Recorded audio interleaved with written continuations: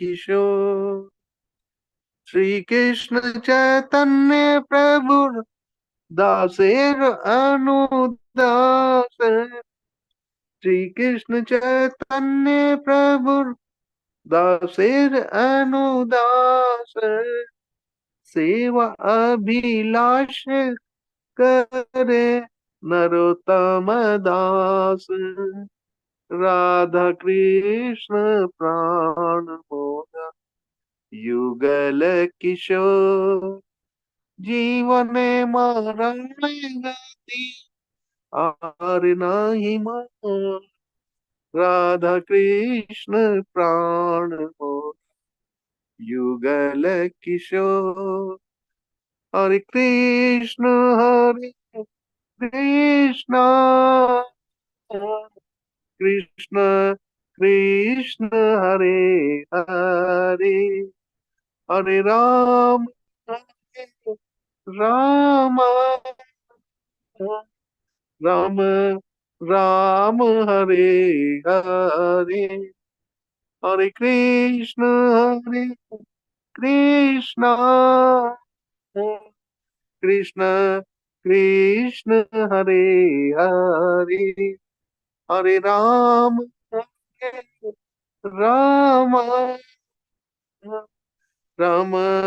राम हरे हरे। हरे कृष्णा। धन्यवाद प्रणाम सभी माता जी प्रभु जी को। हरे कृष्ण। हरे कृष्णा। सभी को हरे कृष्णा। ठीक है माता जी, आज हम पहले मंगलाचरण करते हैं, फिर अध्याय प्रारंभ करेंगे आज का।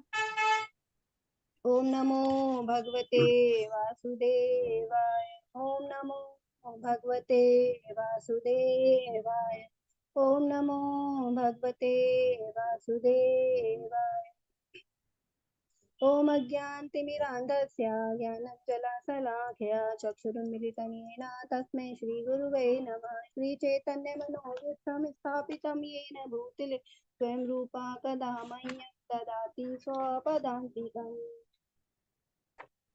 वन्देऽहं श्रीगुरू श्रीयुतपदकमलं श्रीगुरुं वैष्णवांश्च श्रीरूपं साग्रजातं सहगं रघुनाथान्वितं तं सजीव सावधैतं सावधूतं परिजनसहित कृष्ण चैतन्य देव श्री राधा कृष्ण पादान् सागरललिता विशाखावितांश्च। हे कृष्ण करुणा सिन्धे दीनबन्धे जगत्पते गोपेश गोपिका कान्ता राधाकान्त नमोऽस्तु ते। तप्ते काञ्चन गौराङ्गी राधे वृन्दावनेश्वरी वृषभानुसुते देवी प्रणमामि हरिप्रिये। वाञ्छाकल्पतरुवृक्ष कृपा सिन्धुवेश पतितानां पावनेभ्यो वैष्णवेभ्यो नमो नमः। नमः विष्णुपदाय कृष्णपृष्ठाय भूतले श्रीमते भक्तिवेदान्त इति नामिने। नमस्ते सरस्वते देवे गौरवाणी प्रचारिणि निर्विशेषा शून्यवादी पाश्चात्देशे तारिणे। जय श्री कृष्ण चैतन्य प्रभु नित्यानंद श्री अद्वैत गदाधर श्रीवासादि गौर भक्तवृंद। हरे कृष्णा कृष्ण कृष्ण हरे हरे हरे राम राम राम हरे हरे। हरे कृष्ण कृष्ण कृष्ण हरे हरे हरे राम राम राम हरे हरे। हरे कृष्ण कृष्ण कृष्ण कृष्ण हरे हरे हरे राम राम हरे हरे। हरे कृष्णा सभी को। आप सभी का आज की कक्षा में आप सभी का बहुत बहुत स्वागत है। आपका बहुत बहुत धन्यवाद। आज हम अध्याय 7 पढ़ेंगे। तो इस प्रकार हम 18 भगवत गीता के 18 अध्याय के कोर्स में आज हम 7वें पायदान पे पहुंच गए। मैं सबसे पहले राधा गोविंद जी को प्रणाम करती हूँ और सारे शिक्षा गुरु दीक्षा गुरु सभी को प्रणाम करती हूँ। श्रील प्रभुपाद जी को प्रणाम करती हूँ। हमारे इस पाठ्यक्रम के जो जनक है प्रभु जी, नाम निष्ठा प्रभु जी, उनको भी मैं सतत प्रणाम करती हूँ। और आप सभी का आज की कक्षा में बहुत बहुत स्वागत है। आज हमारे लिए बहुत ही अच्छे आज से हमारे अध्याय प्रारंभ हो रहे हैं। अब आज जो यहाँ पे भगवान देंगे ये हमारा भक्ति योग होगा। तो अभी हम जानेंगे कि अभी हमने कैसे यहाँ पे भगवत गीता के अध्यायों को विभाजित किया गया है। तो सबसे पहले हमें मालूम है भगवत गीता में 18 अध्याय है। तो इसको 3 भागों में बांटा गया है। पहले 6 अध्याय हैं जो कर्म योग है। अभी तक हमने जो भी 6 अध्याय पढ़े उसमें हमने कर्म योग पढ़ा, ज्ञान योग पढ़ा, ध्यान योग, तो सारे अभी मतलब हम जो भी पढ़ रहे थे इसके अंदर हमें कर्म की प्रधानता। जैसे ज्ञान योग पढ़ा उसमें भी हमें ज्ञान के द्वारा अपने कर्मों को कैसे हमें भगवान में लगाना है। फिर कर्म संन्यास योग में उसमें भी हमने जाना कि कैसे हमें अपने कर्मों को भगवान में लगाना है। तो जो भी हमने अभी 6 अध्याय पढ़े हैं उसमें हमने कर्म योग को विशेष रूप से जाना है अभी तक। तो इस जो 6 अध्याय है उसको कर्म योग को बोले जाते हैं 6 अध्याय। और फिर जो आगे के अब ये जो 6 अध्याय हैं, जो आज अध्याय 7 से 12 तक के जो अध्याय बांटे गए हैं भगवत गीता में, ये भक्ति योग है। तो ये भगवान का प्रेम है ना, जो भक्ति हमें सिखाएगा कि हमें कैसे भक्ति करना है। क्योंकि अभी हमने जाना है कि सारे कर्मों को भगवान की सेवा में लगाना है, लेकिन उसको हमें कैसे क्रियान्वित करना, उन कार्यों को कैसे करना है। तो अब हम ये भक्ति योग में जानेंगे कि भक्ति के जरिए हम कैसे भगवान को जान सकते हैं। फिर आगे के जो 6 अध्याय आएंगे, जो 12 अध्याय के बाद जो 6 अध्याय शुरू होंगे, अध्याय 13 से अध्याय 18 तक, ये आते हैं ज्ञान योग। तो इस प्रकार भगवत गीता को 3 भागों में विभाजित किया गया है। पहला है कर्म योग, पहले 6 अध्याय, फिर दूसरे 6 अध्याय हैं भक्ति योग, और तीसरे आएंगे वो अध्याय आएंगे जो 6 अध्याय आगे वो आएंगे ज्ञान योग। तो अब हमें लग रहा होगा ना कि यह भक्ति भगवान का जो भगवत गीता का जो मेन सार है वो भगवान की भक्ति है। तो भगवत गीता में भक्ति योग को मध्य में रखा गया है ना। पहले कर्म योग है, फिर बाद में ज्ञान योग है, और बीच में भक्ति योग है। तो इसको हम कैसे समझेंगे? तो जैसे जो भी चीज महत्वपूर्ण चीज होती है उसको क्या होते हैं, हम बहुत ही है ना सुरक्षा से रखते हैं। तो हम बहुत ही सुरक्षा से कि वो बहुत ही हमारे लिए उपयोगी है। जैसे हम इसको एग्जाम्पल से अगर जानेंगे तो कैसे जानेंगे, ज्वेलरी बॉक्स है, उसमें कोई हीरे की अंगूठी है, तो अंगूठी क्या होगी, बॉक्स के अंदर होगी है ना। बॉक्स का एक ऊपर का भाग होगा और एक बॉक्स के नीचे का भाग होगा। तो जो ऊपर का भाग है वो भी विशेष है और नीचे का भी, लेकिन जो हमारी बहुमूल्य चीज है वो है हमारी हीरे की अंगूठी है ना। तो वो हमारा क्या होगा, मध्य में रखी जाएगी। तो इसलिए यहाँ पे भक्ति को भगवान ने मध्य में रखा है। ऊपर कर्म योग है, नीचे ज्ञान योग। और हम इसको कैसे समझेंगे, जैसे मंत्री होते हैं तो मंत्री भी बीच में चलता है, उनके आगे पीछे भी जो पुलिस फोर्स चलती है ना, ताकि उसकी सेफ्टी हो सके, उनको किसी तरह की हानि ना हो सके। तो इसलिए यहाँ भगवत गीता में भी भक्ति को मध्य के 6 अध्याय में रखा गया ताकि ये बहुत ही सुरक्षित तरीके से रखा रहे। तो अब हम आज जानेंगे कि ये ज्ञान विज्ञान योग क्या है, जो यहाँ से हमारा भक्ति योग प्रारंभ हो रहा है। आगे आने वाले आप लोग सभी लोग बने रहिए इस कक्षा में। आगे आने वाले अध्याय बहुत सुंदर सुंदर अध्याय है। भगवान ने बहुत सुंदर सुंदर ज्ञान दिया अर्जुन को। तो उसमें आज ये भक्ति योग का पहला अध्याय है, ज्ञान विज्ञान योग। अभी इसे ज्ञान विज्ञान योग क्यों कहा है ना, तो इस पे भी हम जानेंगे कि हम भगवत गीता में भगवान अर्जुन को ज्ञान दे रहे हैं कि हमें कैसे कर्म करना है ना। अब आगे हम जानेंगे भक्ति कैसे करना है। और यहाँ पे क्या है, ज्ञान विज्ञान। तो जब हम किसी भी ज्ञान को सुनते हैं तो उसके बाद होता है ना कि हम अपने उस ज्ञान को अपने जीवन में कैसे हम उतारते हैं, तभी वो विज्ञान कहलाएगा। कि हमने ज्ञान, ठीक है, हमने सुन लिया है या समझ लिया है, या कोई हम थ्योरी पढ़ते हैं तो थ्योरी हमने पढ़ ली है, लेकिन अगर हम प्रैक्टिकल करके नहीं देखेंगे तो फिर हमें समझ में नहीं आएगा कि ये बात सत्य है। तो अभी हम जो भी ज्ञान ले रहे हैं उसको हम अपने जीवन में हमें कैसे धारण करना है, तो वो कहलाता है विज्ञान। तो भगवान ज्ञान भी दे रहे हैं और हमें विज्ञान भी दे रहे हैं। अब उसको हमें कैसे अपने जीवन में धारण करना है उस ज्ञान को, तो यहाँ पे भगवान आगे के इस अध्याय में अब हमें बताएंगे कि हमें उस ज्ञान को अपने जीवन में कैसे उतार। तो ये आज हमारा जो अध्याय है इसका नाम है ज्ञान विज्ञान योग, जिसको कहते हैं निरपेक्ष का ज्ञान भी कहा जाता है इस अध्याय को। अब इस अध्याय का ये पहला श्लोक आता है, इसको हम जानते हैं। श्री भगवान उवाच मय्यासक्तमनः पार्थ योगं युञ्जन् मदाश्रयाः असंशयं समग्रं मां यथा ज्ञास्यसि तच्छृणु।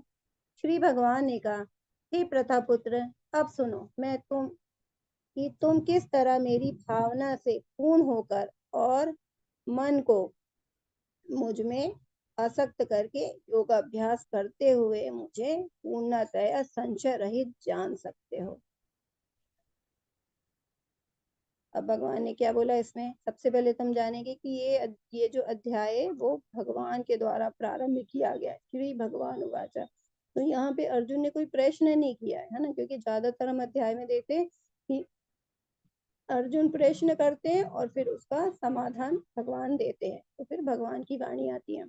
लेकिन ये जो अध्याय है भगवान से प्रारंभ किया गया। तो हमने पहले भी जाना था कि जो अध्याय भगवान की ही वचनों से शुरू होते हैं वो बहुत ही महत्वपूर्ण होते हैं, क्योंकि यहाँ भगवान ने अर्जुन के प्रश्न से ही पहले हमारे लिए जो बहुत ही महत्वपूर्ण ज्ञान है उसको भगवान स्वतः ही बताने लगते हैं। तो ये बहुत ही महत्वपूर्ण है, इसलिए हम जानेंगे अब यहाँ इस श्लोक में भगवान ने क्या कहा है। ये बहुत ही सुंदर श्लोक है और यहाँ पे बहुत ही महत्वपूर्ण चीजें भगवान ने बताई है ना। इसमें से पहले क्या बोला, माया सक्त मना, है ना। तो भगवान क्या कह रहे हैं कि मन को, क्योंकि अभी हमने जो अंतिम श्लोक था, है ना, जो पिछले अध्याय का 6वें अध्याय का अंतिम श्लोक क्या था, योगी नाम अपि सर्वेषां मद्गतेन अंतरात्मना श्रद्धावान भजते यो माम सामे युक्तमो मताः। सारे योगी, है ना। तो इसमें भगवान ने सारे योगियों की बात करी थी कि जो भी योगी अपने अंतःकरण में मुझे मेरा चिंतन करता है वो योगी सर्वश्रेष्ठ है। तो अब हमें यहाँ पे अब भगवान ने चिंतन के लिए बोला है कि भगवान का चिंतन करना है हमें। तो अब वो चिंतन कैसे करना, उसी के लिए भगवान ये आगे हमें इस वाले अध्याय में ज्ञान दे रहे कि हम भगवान का चिंतन कैसे कर सकते हैं ना, कि हम भगवान को की भक्ति में भगवान को हमेशा भगवान का चिंतन हमें बना रहे। तो इस अध्याय में हम जानेंगे कि भगवान का चिंतन कैसे होगा, हम भगवान की भक्ति कैसे कर सकते हैं। तो यहाँ पे बोला माया आसक्त की मतलब मेरे में, भगवान कह रहे हैं कि अपने मन को मुझ में आसक्त करो।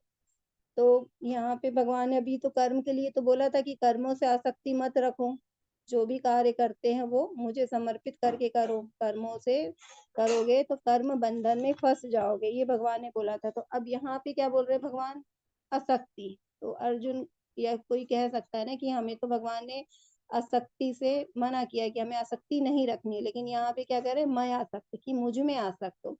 तो हमें ये जानना होगा कि हमें भौतिक चीजों से, भौतिक संसार से हमें आसक्ति हटानी, लेकिन हमें अपनी आसक्ति को कहाँ लगाना है, भगवान में। इसलिए यहाँ भगवान कह रहे मैं आसक्त, कि मुझ में अपनी आसक्ति को मुझ में लगाओ। और फिर क्या बोल रहे भगवान यहाँ पे, योग युंजन, है ना। योग युंजन का मतलब होता है जुड़ना। तो हमें भगवान से कैसे जुड़ना है ये हमें जानना होगा। और क्या बोला भगवान ने, मदाश्रय, मदाश्रय मतलब भगवान की शरण ग्रहण करना। तो हम किस प्रकार भगवान की शरण ग्रहण करेंगे इसके बारे में हम भगवान ने इस श्लोक में हमें बताया। और कहा असंशय, असंशय का मतलब है संशय मुक्त। तो हमें हमारे मन में जो भी प्रश्न है, अगर हम संशय युक्त रहते हैं, हमारे मन में संशय रहते तो हम कभी भी भगवान को नहीं समझ पाएंगे, क्योंकि भगवान को समझ पाना भगवान की बहुत अचिंत शक्तियां हैं, है ना, तो उसको हमको समझ पाना मुश्किल है, लेकिन हमें उसमें संशय नहीं करना है। भगवान जो बता रहे हैं उसको हमें ध्यान से समझना है, ध्यान से सुनना है। इसलिए भगवान ने क्या बोला कि तुम असंशय, मतलब तुम कोई इस बात पे, किसी भी बात पे संशय मत करो, तुम संशय मुक्त हो जाओ। और क्या बोला, समग्रम, सारे ज्ञान का सार। तो सारे ज्ञान का सार है भक्ति। तो भगवान यहाँ पे यही बताना चाह रहे हैं कि ये सारे ज्ञान का सार है। और एक चीज और क्या बोल रहे हैं इस श्लोक के अंत में, तत्शृणु। तो तत्शृणु का मतलब होता है ध्यान से सुनो, है ना, ध्यान से सुनना। तो भगवान बोले हे प्रतापुत्र अब सुनो, है ना, तो सुनो कह रहे भगवान। तो जो सुनना होती है वो हमारी पहली भक्ति होती है। तो जैसे हमने यहाँ पे जाना कि अब यहाँ एक एक शब्द है ना, एक एक शब्द कितना इम्पोर्टेंट है श्लोक का। तो भगवान ने, बहुत ही सुंदर श्लोक है और इसको बहुत ही हमें ध्यान से सुनना है, क्योंकि भगवान ने स्वयं कहा है कि तत्सुनो, इसको ध्यान से सुनो। और हम जानते हैं, जैसे प्रहलाद महाराज ने भी बोला, भक्ति की 9 विधियां होती हैं, है ना। श्रवण कीर्तनम विष्णु स्मरण पाद सेवनम अर्चनम वंद्यम दास्यम सख्यम आत्म निवेदनम। ये भागवतम में प्रहलाद महाराज ने भक्ति के लिए बताया है कि ये 9 विधियों के द्वारा हमें भक्ति प्राप्त करनी चाहिए। तो इसमें पहली भक्ति क्या बताया उन्होंने, श्रवण। तो श्रवण यानी होता है सुनना। तो जब हम भगवान के बारे में सुनते हैं ध्यान से, भगवान के बारे में, भगवान, अभी हम भगवत गीता सब हम लोग बैठ के सुन रहे हैं, तो भगवान को जानने का प्रयास कर रहे हैं, भगवान के शब्दों को सुन रहे हैं, भगवान के शब्दों को समझने का प्रयास कर रहे हैं। तो इसलिए हमें पहली भक्ति होती श्रवण।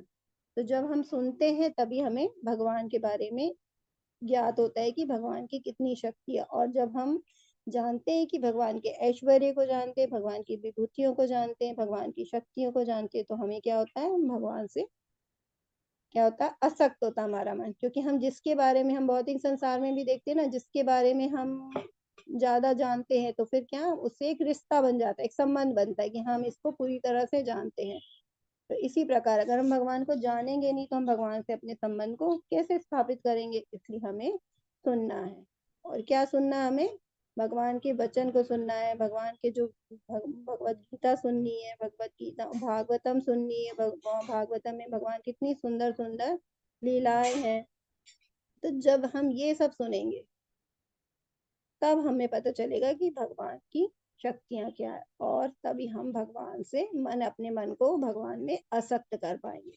तो इसलिए हमें यहाँ पे भगवान में अपने मन को आसक्त करना, और कैसे, सुन के करना, श्रवण के द्वारा करना।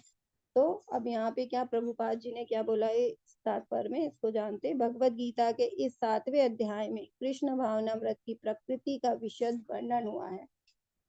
कृष्ण समस्त ऐश्वर्यों से पूर्ण है और वे इन्हें किस प्रकार प्रकट करते हैं, इसका वर्णन इसमें हुआ है।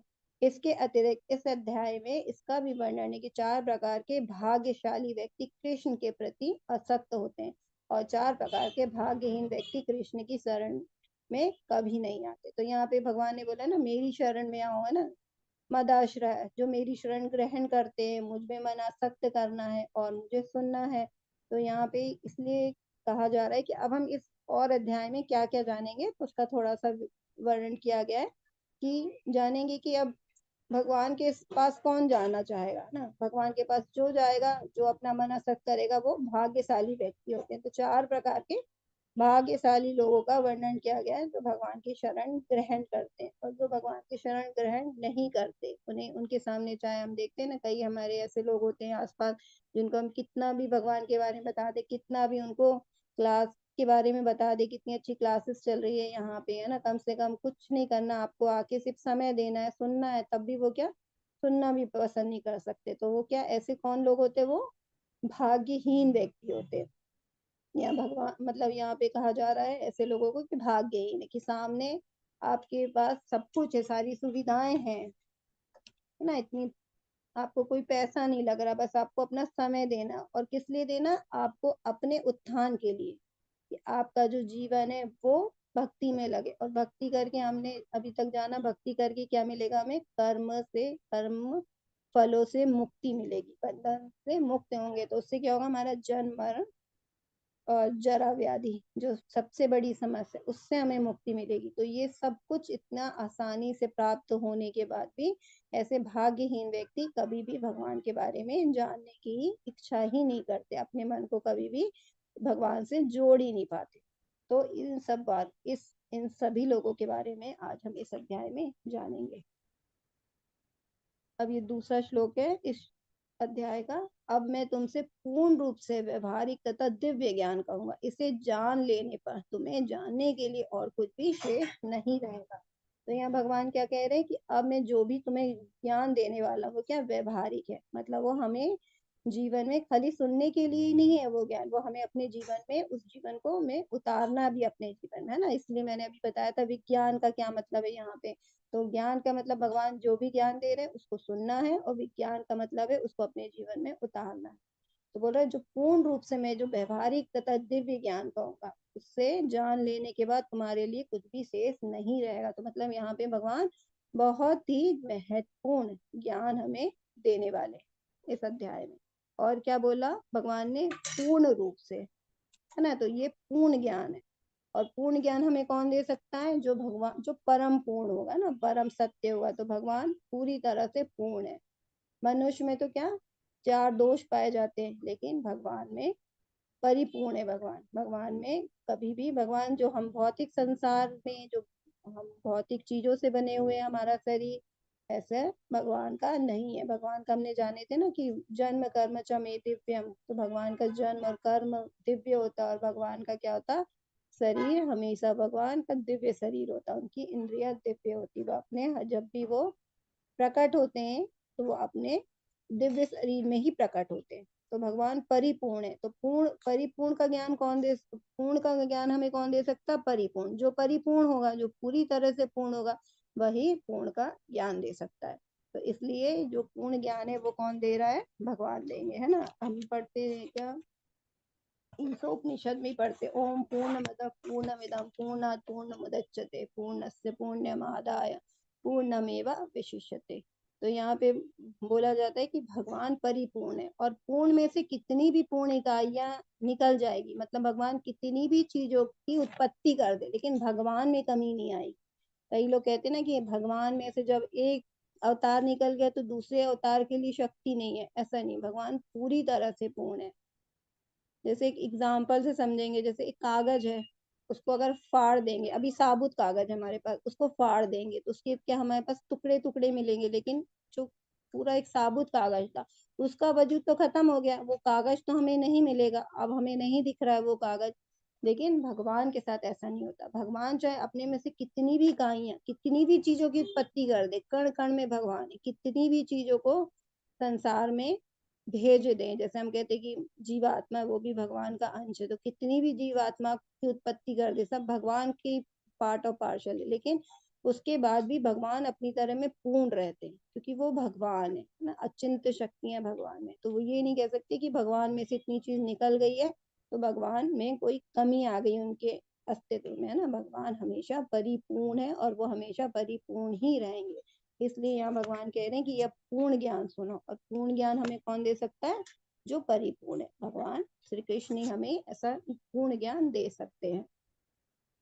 मनुष्याणां सहस्रेषु कश्चिद् यतति सिद्धये यततामपि सिद्धानां कश्चिन्मां वेत्ति तत्त्वतः।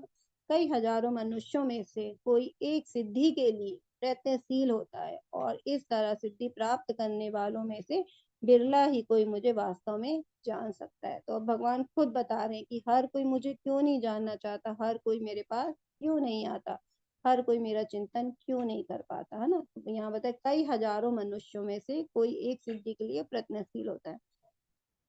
जैसे संसार में तो बहुत करोड़ों, है ना, कितने लोग हैं, अरबों में। अभी भारत में ही अगर हम गिने तो कितने अरबों में है, लेकिन उसमें कितने लोग होंगे जो भगवान को जानने का प्रयत्न करते हैं, है ना, जिनके अंदर भगवान को जानने की इच्छा होती है। अच्छा, उसमें से भी बहुत लोग होंगे जो इच्छा रखते हैं, उसमें से बहुत कम लोग होंगे जो भगवान को जानने का प्रयास करते हैं। मतलब एक इच्छा होती है हमारी कई चीजों की, लेकिन हम उसको प्राप्त करने का प्रयास कुछ ही लोग करेंगे। तो बहुत सारे लोगों में से कुछ ही लोग होंगे जो भगवान को प्राप्त करने की इच्छा करेंगे, और फिर वो प्राप्त करने के लिए जो इच्छा करेंगे, जब वो आगे चलेंगे भक्ति करेंगे, तो उसमें से भक्ति में भी बहुत कम लोग होंगे जो भक्ति में आ पाएंगे, है ना, शुद्ध भक्ति में। और फिर उसमें से भी बहुत कम लोग होंगे जो भगवान को सही तरीके से जान पाएंगे। तो यहाँ पे भगवान यही बोल रहे हैं कि मनुष्य नाम, मतलब हजारों लोग हैं, लेकिन उसमें से बहुत कम ही लोग हैं जो मुझे जान पाएंगे। अब उदाहरण से अगर हम समझेंगे तो मान लीजिए कि अगर किसी शहर में मैराथन हो रही है, तो उसमें हजारों लोग सभी के लिए है ना, सभी के लिए ये दौड़ है, लेकिन उसमें भी बहुत कम लोग होंगे, मतलब बहुत कुछ लोग होंगे जो इच्छा करेंगे इस दौड़ में भाग लेने का प्रयत्न, मतलब भाग लेने की इच्छा करेंगे। फिर उसमें से भी बहुत कम लोग होंगे जो उसके लिए दौड़ दौड़ जिस दिन होगी उस दिन वो उपस्थित हो पाएंगे। और फिर उसमें से भी बहुत लोग होंगे जो अंतिम चरण तक पहुंच पाए, है ना। तो इस प्रकार ही ऐसे भगवान को जानने के लिए इतने सारे, हर कोई नहीं पहुंच पाता, इसलिए आप लोग सब यहाँ पे भगवान को जानने की इच्छा रहते, तो आप विशेष भाग्यवान लोग हैं जो भगवान को जानने की जिज्ञासा रख रहे हैं। और आज हमारा 7वां अध्याय है, 7वें चरण में, और आप लोग बने हुए हैं। अगर हम यहाँ पे देखें, आज क्लास में ही देखें अगर, तो पहले दिन कितने सारे लोग जुड़े थे, उसके बाद धीरे धीरे धीरे धीरे अपने आप ही कम होते गए, क्योंकि उनके पास सब कुछ है, सारी व्यवस्थाएं हैं ना। इतने लोग सोशल मीडिया चलाते हैं, कितने लोग, अगर हम ये भी एग्जाम्पल लें, कितने लोग सोशल मीडिया नेट चलाते हैं, लेकिन कितने लोग होंगे जो भगवान के बारे में सुनना चाहते हैं, और उसमें से कितने कम लोग होंगे जो यहाँ पे भगवत गीता को समझने का प्रयास कर रहे हैं, और कितने लोग हैं जिन्होंने रजिस्टर कर दिया, ग्रुप में है लेकिन वो क्लास में नहीं आ रहे, है ना। और अभी भी कितने लोग हैं जो पहले दिन उपस्थित थे लेकिन आज वो 7 दिन तक वो लगातार हमारे साथ नहीं बन पाए। तो यहाँ पे हमें यही जानना है कि जो बहुत ही भाग्यशाली लोग होते हैं, जो बहुत ही भगवान की जिन पे विशेष कृपा होती है, वही भगवान की तरफ अपने मन को आसक्त कर पाते, भगवान की तरफ भगवान की भक्ति की तरफ आगे बढ़ पाते। तो भगवान यहाँ पे इस श्लोक में यही बता रहे हैं अर्जुन को। अब क्यों होता है कि कुछ लोग हमसे जो पहले दिन जुड़े थे आज नहीं जुड़ पा रहे हैं, जो इतने सारे लोग भी भगवान को जानने का प्रयास नहीं कर पा रहे हैं, तो उसका भी कुछ कारण होगा ना। सभी तो भगवान के अंश है, तो सबके लिए भगवान ने एक सी सुविधाएं रखी हैं, लेकिन कुछ लोग उस सुविधाएं का उपयोग कर रहे हैं और कुछ लोग नहीं कर पा रहे हैं। तो उसका भी कारण है कि यहाँ भगवान ने इन आगे के श्लोकों में बताया कि वो हमसे क्यों नहीं भगवान को प्राप्त करने के लिए, जहाँ भगवान को प्राप्त करने के लिए आगे बढ़ पा रहे हैं। तो उसके लिए यहाँ भगवान ने बोला है, भूमि रापो नलो वायु खम मनो बुद्धिरेव च अहंकारा इति यम्मे दुनिया प्रकृति रसदा, पृथ्वी जल अग्नि वायु आकाश मन बुद्धि तथा अहंकार, ये 8 प्रकार की विभिन्न मेरी भिन्न प्रकृतियां। और भगवान यहाँ पे क्या बता रहे हैं, भगवान अपनी शक्तियों के बारे में बता रहे हैं कि भगवान की किस प्रकार की। तो भगवान की 2 प्रकार की मतलब ऐसे तो अचिंत शक्ति है भगवान की, लेकिन ये 2 विशेष प्रकार की शक्ति है, जिसको एक को बोला जाता अपरा और एक को बोला जाता परा। अब अपरा परा क्या है इसको भी हम जानेंगे। पहला है अपरा, ये हम जो पढ़ रहे हैं इसमें भगवान अपरा प्रकृति के बारे में बता रहे हैं। मतलब अपरा प्रकृति मतलब भौतिक प्रकृति, है ना, जड़ शक्ति। भगवान की जड़ शक्ति मतलब जो हम ये देखते हैं ना, पृथ्वी जल अग्नि वायु, जो पंच महाभूत के नाम से हम जानते हैं। हमारा शरीर भी पंच महाभूत से बना हुआ है ना। तो ये पंच महाभूत और ये मन बुद्धि अहंकार, तो ये जो मन बुद्धि अहंकार है ये सूक्ष्म तत्व है जो हमारे शरीर के अंदर, मतलब जल अग्नि वायु ये तो सभी जानते हैं, लेकिन जो मन बुद्धि अहंकार है वो भी हमारे सूक्ष्म तत्व, वो हमारे दिखाई नहीं देते, हम दिखा नहीं सकते किसी के अंदर, लेकिन सबके अंदर ये सूक्ष्म तत्व होते हैं। तो ये 8 प्रकार की भगवान की क्या है, अपराशक्ति है। इसको क्या बोलते हैं, जड़ भी बोलते हैं, इसको भौतिक संसार भी बोलते हैं ना। जो इन 5 ही एलिमेंट से, इन 5 ही तत्वों से सारा संसार भगवान ने बनाया है। तो ये भगवान की अपरा प्रकृति है। अब आगे के श्लोक में भगवान यहाँ पे बताएंगे पराशक्ति के बारे में। क्या बोल रहे हैं भगवान यहाँ पे, हे महाभाव अर्जुन, इसके अतिरिक्त, इनके अतिरिक्त मेरी एक अन्य पराशक्ति है जो उन जीवों से युक्त है जो इस भौतिक अपरा प्रकृति के साधनों का विदोहन कर रहे हैं। तो जीव शक्ति मतलब जीवात्मा, जैसे हम लोग है ना, जो जीवित प्राणी है, जो कहते हैं लिविंग नहीं, मूविंग है ना, मूविंग, जो हाँ जीवन भी है, जिनके अंदर आत्मा है, वो क्या है, जो हमें मूविंग, जो चल है ना, चल शक्ति बोलते हैं, जैसे चलते हुए दिखते हैं जो भी हमको है ना, तो वो भगवान की, तो ऐसे शक्ति को भगवान की पराशक्ति बोलते हैं। ये भगवान की श्रेष्ठ शक्ति है, क्योंकि ये क्या है, अपनी इच्छा से कार्य कर पा रही है ना। हाँ, और जो पेड़ पौधे हैं और जो जल है, हम देखते हैं पृथ्वी है, भूमि है, ये तो अचल है, ये तो चल नहीं सकती। और ये जीव जो है तत्व पराशक्ति है, अचल शक्ति भगवान की। भगवान इस शक्ति को क्या बोलते हैं, ये मेरी श्रेष्ठ शक्ति है। तो ये जो अपरा प्रकृति है या जो जड़ शक्ति है, उससे ये उच्च श्रेणी की है,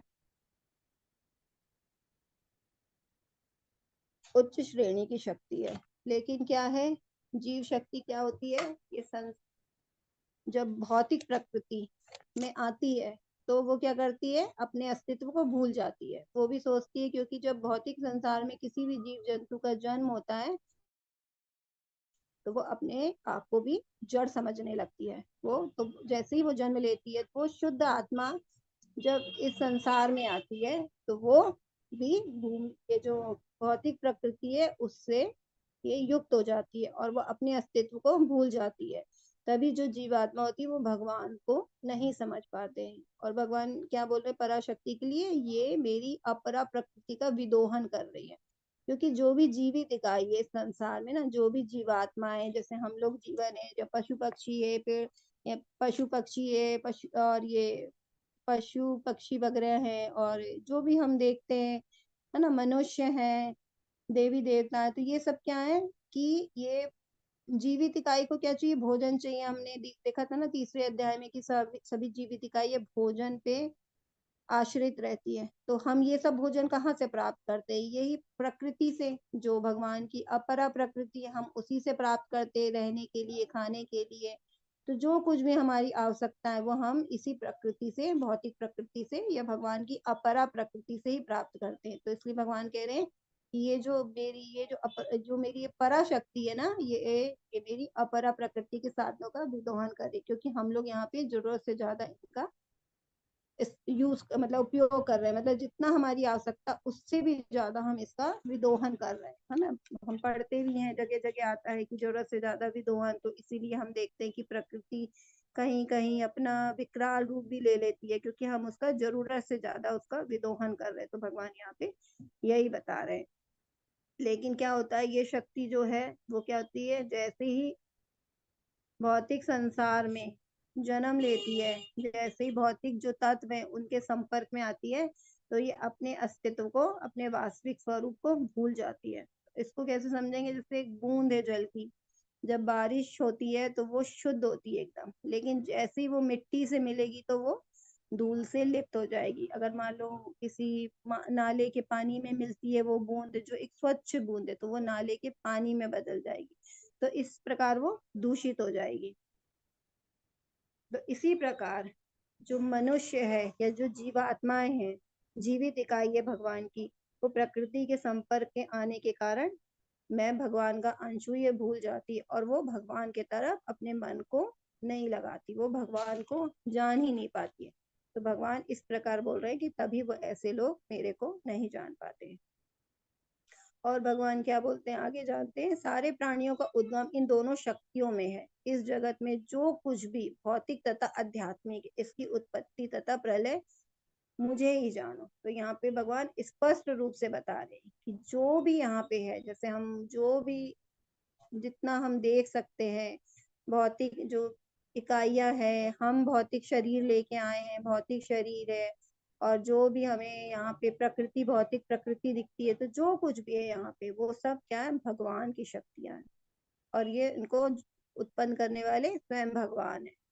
भगवान की रोम रोम से अनंत कोटि प्रकृति का, अनंत कोटि ब्रह्मांड निकलते हैं। जैसे हम यहाँ देख रहे हैं ना, भगवान सांस लेते हैं तो हर एक सांस में, जो एक सांस के साथ जो भी निकलता है वो एक एक ब्रह्मांड में परिवर्तित हो जाता है।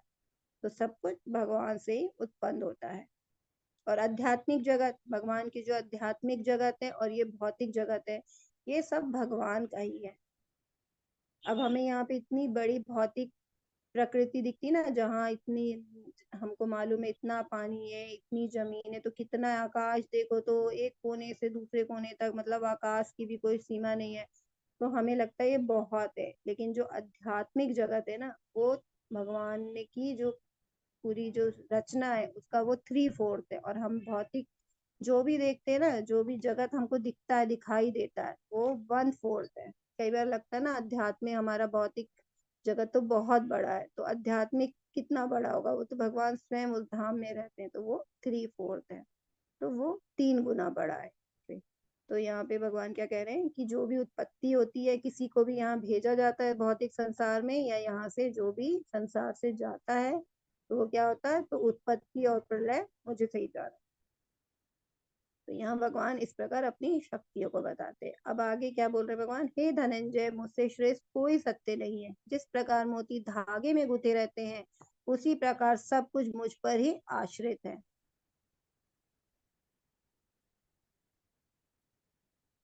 तो यहाँ पे भगवान ने इसको बताने के लिए कि भगवान से श्रेष्ठ कोई भी नहीं है ना, ये भगवान खुद बोल रहे हैं, तो हमें तो ये बात को मानना ही चाहिए कि भगवान परिपूर्ण है, और भगवान जो भी बताएंगे, जो भी बोलेंगे, वो पूरी तरह से पूर्ण होगा, संपूर्ण होगा। तो भगवान कह रहे मुझसे श्रेष्ठ कोई सत्य नहीं है।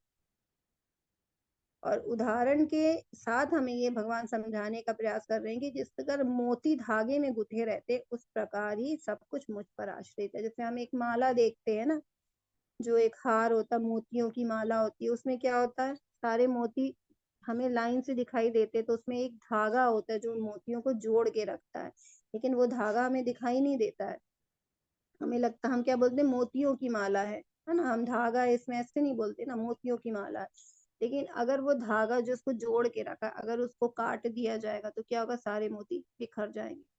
तो इसी प्रकार जितनी भी सृष्टि है, सब भगवान ने इसको पिरो के रखा है, सब भगवान के ही द्वारा ये बनाई गई है, और इनमें भगवान भी व्याप्त है। जैसे हम यहाँ देख रहे हैं ना, जो भी ब्रह्मांड उत्पन्न हो रहे हैं, उसके बीच में भगवान है, तो भगवान सब में रहते हैं, सारी सृष्टि में भगवान। तो वो भगवान वो धागा है, कह रहे मैं वो धागा हूँ मोतियों की माला में, जो हमें दिखाई नहीं देता, तो भगवान हमें दिखाई नहीं देते हैं। लेकिन अगर भगवान इस सृष्टि से हट जाए, तो ये सृष्टि के क्या पूरे तत्व बिखर जाएंगे। अब भगवान ने जैसा जो भी आज्ञा दिया है, जिसको जो भी कार्य करने के लिए, सब यथावत हो रहा है। मतलब भगवान तो है इस सृष्टि की रचना करने वाले, और भगवान उसमें है। जैसे हम देखते हैं सूरज है, समय पे आता है, अपने समय पे जाता है। धूप, बारिश, बारिश है ना, बारिश भी अपने समय से आती है जाती है। मौसम, समय समय पे मौसम अपना बदल जाता है। ठंड है अभी, जैसे ठंड के बाद गर्मी आ जाएगी धीरे धीरे करके, है ना, बसंत ऋतु आ जाएगी, फिर गर्मी आ जाएगी, गर्मी के बाद ऑटोमेटिक अपनी बारिश। हमें इन सब चीज के लिए प्रयास नहीं करना पड़ रहा है ना, कि हम मनुष्य में से कोई व्यक्ति है जो ये सब कार्य कर रहा है, या भगवान ने उसको जिम्मेदारी, है ना, ये सब क्या है, भगवान स्वयं कर रहे हैं। मतलब ये भगवान ने जिसको काम सौंप दिया, वो अपने आप ही हो रहा है। तो मतलब भगवान इस सृष्टि को गूंथ के रखे हुए ना, एक मोती के समय पिरो के रखे माला की तरह, की सब चीजें अपने आप हो रही है। लेकिन अगर भगवान को हम इससे हटा देंगे, तो सब चीजें अपने आप सब गुम हो जाएगी। तो यहाँ पे इसलिए भगवान एक माला का उदाहरण दे रहे हैं, और हमको ये समझाने का प्रयास कर रहे हैं कि भगवान से सिर्फ कुछ भी नहीं है। भगवान ही इस उत्पत्ति, इस सारे संसार की उत्पत्ति करने वाले हैं, और जो भी प्रलय होता है वो भी भगवान के द्वारा ही होता है। क्योंकि वैसे भी भगवान का नाम है वासुदेव कहलाते भगवान। तो वासुदेव का अर्थ होता है कण कण में व्याप्त होना। तो भगवान कण कण में व्याप्त है, इसलिए भगवान को वासुदेव कहते हैं। तो भगवान कण कण में व्याप्त है ना, हम सभी जानते हैं, सर्व सब जगह सर्वत्र है, सर्वत्र है। और अब हम यहाँ पे भगवान और भी हमें एग्जाम्पल से समझाना चाहते हैं कि भगवान सर्वश्रेष्ठ है। क्योंकि हमें कैसे विश्वास होगा ना कि भगवान सर्वश्रेष्ठ है, तो उसके लिए भगवान की बहुत सारी शक्तियां हैं, जिसको भगवान शक्तियों के रूप में इस धरती पे, मतलब हमें भगवान दिखाई तो नहीं देते ना, जैसे माला का धागा दिखता नहीं है, लेकिन भगवान कहाँ कहाँ व्याप्त है इस धरती पे, उसको हम कैसे समझेंगे? तो भगवान अपनी शक्तियों के द्वारा इस संसार में व्याप्त है, जो हमें दिखाई तो नहीं देते, लेकिन हम भगवान की जब शक्तियों को देखते हैं तो हम उसको हमें ज्ञात हो सकता है कि भगवान है ना, भगवान कण कण में है। तो उन शक्तियों को भगवान ने आगे अपनी शक्तियों को विस्तार किया है, बताया है कि मैं किन शक्तियों में हूँ। रसोऽहमप्सु कौन्तेय प्रभास्मि शशिसूरयोः प्रणवा सर्ववेदेषु शब्दखे पौरुषं ऋषु। हे कुंती पुत्र, मैं जल का स्वाद हूँ, सूर्य तथा चंद्रमा का प्रकाश हूँ, वैदिक मंत्रों में ओमकार हूँ, आकाश में ध्वनि हूँ तथा मनुष्य में सामर्थ हूँ। अब लग रहा होगा कि जल में क्या स्वाद होता है ना, हमको लग सकता है, लेकिन जब हम होता है ना कहीं दूसरी जगह जाते हैं तो हमें अपने आप ही पानी स्वाद नहीं लगता है, तो मतलब जल में स्वाद तो है। तो जल का अब भगवान क्या होता है, अपनी शक्तियों को बता रहे कि भगवान को हम कैसे जान सकते हैं, क्योंकि हम तो क्या है, अज्ञानी लोग हैं, मनुष्य है ना, भौतिक संसार में आके यहाँ पे भगवान को भूल गए हैं। तो भगवान यहाँ पे बताने का प्रयास कर रहे हैं कि हम भगवान को कैसे जान सकते हैं। तो भगवान ने बोला मैं जल का स्वाद हूँ, हमें सूर्य चंद्रमा दिखाई देता है, सूर्य चंद्रमा की व्यवस्था भगवान ने हमारे लिए करी है ना।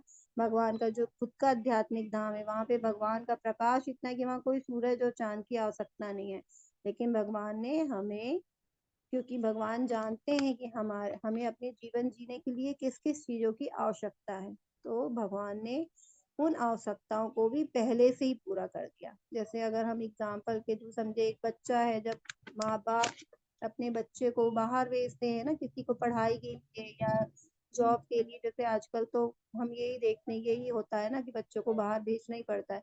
तो जब माँ बाप किसी बच्चे को बाहर भेजते हैं ना, तो उसकी पहले पूरी व्यवस्था करते हैं कि उसका खाने पीने का इंतजाम कहाँ मिलेगा, कैसे रहेगा, कहाँ रहेगा, उसकी जो सारी आवश्यकता है वो कैसे पूरी होगी, है ना। तो उसकी माँ बाप पूरी व्यवस्था करते हैं। तो इसी प्रकार जब माँ बाप हमको, मतलब भगवान जब हमें जीवात्मा है ना, हमें जब धरती पे भेजते हैं, तो वो हमारी सारी व्यवस्था करते हैं कि अगर उसको अपने जीवन यापन करने के लिए जो भी उसकी आवश्यकता होगी, वो सब भगवान ने पहले से ही हमें इस प्रकृति में बना के हमें अपर प्रकृति के रूप में हमें पहले से ही दे दिया है। तो हमें सूर्य चंद्रमा चाहिए। अब ठंड में जब सूर्य नहीं निकलता है तो कितनी ठंड बढ़ जाती ना, मतलब सूर्य की कितनी उपयोगिता, तब हमें पता चलता है कि सूर्य कितनी हमारे जीवन में उपयोगिता है। और चंद्रमा, चंद्रमा का प्रकाश है ना, अभी हम पढ़ेंगे कि भगवान बोलेंगे कि जितनी वनस्पति है उसमें मैं चंद्रमा रस भरते हैं। तो चंद्रमा का भी अपना कार्य है ना। और क्या बोला भगवान, वैदिक मंत्रों में ओमकार हूँ। तो भगवान ओमकार है, क्योंकि हर मंत्र क्या ओम से शुरू होता है। तो कई लोग तो सोचते हैं कि ये भगवान कृष्ण का है कि नहीं, है ना, भ्रमित हो जाते हैं, लेकिन यहाँ भगवान खुद कह रहे हैं ना, यहाँ कृष्ण भगवान खुद बता रहे हैं इस चीज को कि वैदिक मंत्रों में मैं ओमकार हूँ, क्योंकि ओमकार से ही सारे मंत्र का, जैसे ओम नमो भगवते वासुदेवा बोलते हैं तो ओम आता है, या हम कोई भी श्लोक बोलते हैं उसमें ओम लगता है। तो ओम क्या है, भगवान का स्वरूप है। फिर आकाश में ध्वनि है, इतना बड़ा आकाश है ना, तो भगवान आकाश हमने पढ़े पंच महाभूत, ये भी सब भगवान के द्वारा रचित है। फिर मनुष्य में सामर्थ्य हूँ। अगर कोई सामर्थ्यवान व्यक्ति, तो वो मनुष्य सोच सकता है कि ये मैं खुद ही सामर्थ्य हूँ ना, लेकिन नहीं, भगवान ने कुछ लोगों को ही सामर्थ्य के लिए चुनते हैं ना, जो बलवान होते हैं। तो यहाँ पे भगवान यही बनाए कि कुछ लोगों को ही चुनते हैं। तो वो क्यों चुने हैं, क्योंकि भगवान उनके ऊपर विशेष कृपा करते हैं। तो कह रहे मनुष्यों में जो सामर्थ्य वो मैं। यहाँ पे हम इस श्लोक को, इन चीजों को हम अच्छे से जानेंगे कि भगवान कहाँ कहाँ पे उपस्थित है, भगवान की उपस्थिति किन किन तत्वों में है। तो उसी को भगवान यहाँ समझाने के लिए हमें यहाँ पे उदाहरण के, है ना, ये तत्वों का नाम लेके समझा रहे हैं कि किस किस में है भगवान। अब यहाँ पे और हम जानेंगे आगे के श्लोकों में। जैसे हमने देखा पानी में स्वाद है भगवान, चांद सूरज की रोशनी है भगवान, फिर वैदिक मंत्र में ओमकार है भगवान, फिर ईश्वर ईथर में है ना, आकाश में ध्वनि है भगवान। आदमी जो एक इंसान है उसकी क्या योग्यता, कई बार हमें घमंड हो सकता है कि ये जो योग्यता है मेरी है, लेकिन अगर हर मनुष्य में भगवान ने सब चीजें सेम दी है, तो फिर योग्यता सबके पास सेम क्यों नहीं है ना, सबके पास अलग अलग योग्यताएं हैं। तो हम जो योग्य व्यक्ति है वो सोच सकता है कि ये योग्यता मेरे द्वारा है ना, मैंने हासिल करी है, लेकिन यहाँ पे भगवान स्पष्ट रूप से बता रहे हैं कि जो भी योग्यता है वो मैंने ही उस व्यक्ति को दी है। क्योंकि जब सब कुछ देने वाले भगवान है तो ये हमने तो कुछ भी नहीं लाया अपने अपने लिए, हम कुछ भी नहीं कर पाते अपने लिए। जो कुछ भी करने वाले हैं वो भगवान है। तो सारी जो योग्यता हमें कहाँ से मिल रही है, भगवान से मिल रही है। ये पृथ्वी है, पृथ्वी पे सुगंध, जब पानी गिरता है तो कितनी अच्छी खुशबू आती है, तो ये पृथ्वी की जो खुशबू है, सुगंध है, वो भी मैं हूँ। आग में तपिश होती है ना, आग जलती तो गर्माहट होती, तो वो तपिश भी भगवान है। फिर सभी तपस्वियों की तपस्या भी मैं हूँ। जो तपस्या करते हैं बड़े बड़े ऋषि मुनि, तो उसके लिए भगवान कह रहे हैं उसकी तपस्या का बल भी मैं हूँ। सभी अस्तित्व, जो भी अस्तित्व यहाँ दिख रहा है उसका मूल बीज मैं हूँ, है ना। भगवान ने बोला भी, एक अध्याय में पढ़ेंगे, अहम बीज प्रदाता पिता। तो सारे बीज, जो भी चीज हम देखते हैं उसके बीज कौन है, देने वाले भगवान स्वयं है। तो यहाँ पे इसलिए बताया जा रहा है कि सभी अस्तित्व का जो मूल बीज है वो भगवान है। बुद्धिमान है, बुद्धिमान व्यक्ति सोच सकता है कि मैं इतना बुद्धिमान हूँ तो मेरा बुद्धिमान मेरे बल से आया है, लेकिन भगवान यहाँ पे अच्छे से स्पष्ट रूप से बता रहे हैं कि जो बुद्धिमान व्यक्ति, उसकी बुद्धि भी मैं ही हूँ। और सभी शक्तिशाली पुरुषों का कौशल या शक्ति भी मैं हूँ। तो यहाँ पे भगवान ने अपनी शक्ति के बारे में बताया। तो कि हम किस किस रूप में भगवान को देख सकते हैं, क्योंकि हमें भगवान दिखाई नहीं दे सकते। तो बहुत सारे लोग हैं जो कहते हैं कि जो दिखता है हम उसी को मानेंगे ना, जो दिखेगा हम उसी को, जो दिखता है वही हम देखते हैं, तो हम उसी को मानेंगे। भगवान दिखते नहीं है तो हम उनको मानेंगे भी नहीं। तो यहाँ पे इसलिए भगवान कह रहे हैं कि देखो, ये जो कुछ भी तुम्हें संसार में दिख रहा है वो सब मेरे द्वारा है।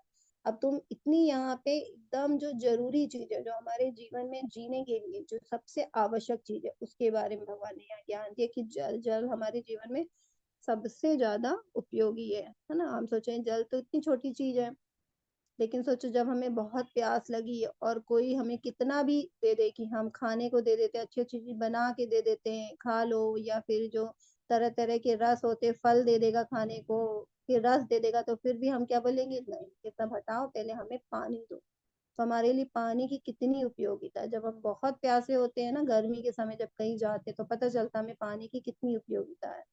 तो पानी हमारे लिए बहुत उपयोगी, तो हर चीज की उपयोगिता है, लेकिन हम उसको समझ ही नहीं पाते कि हमारे जीवन में कितनी उपयोगिता। और ये हमारी उपयोगिता को कौन पूरा करता है, भगवान। सारी आवश्यकता को कौन पूरा करता है, भगवान।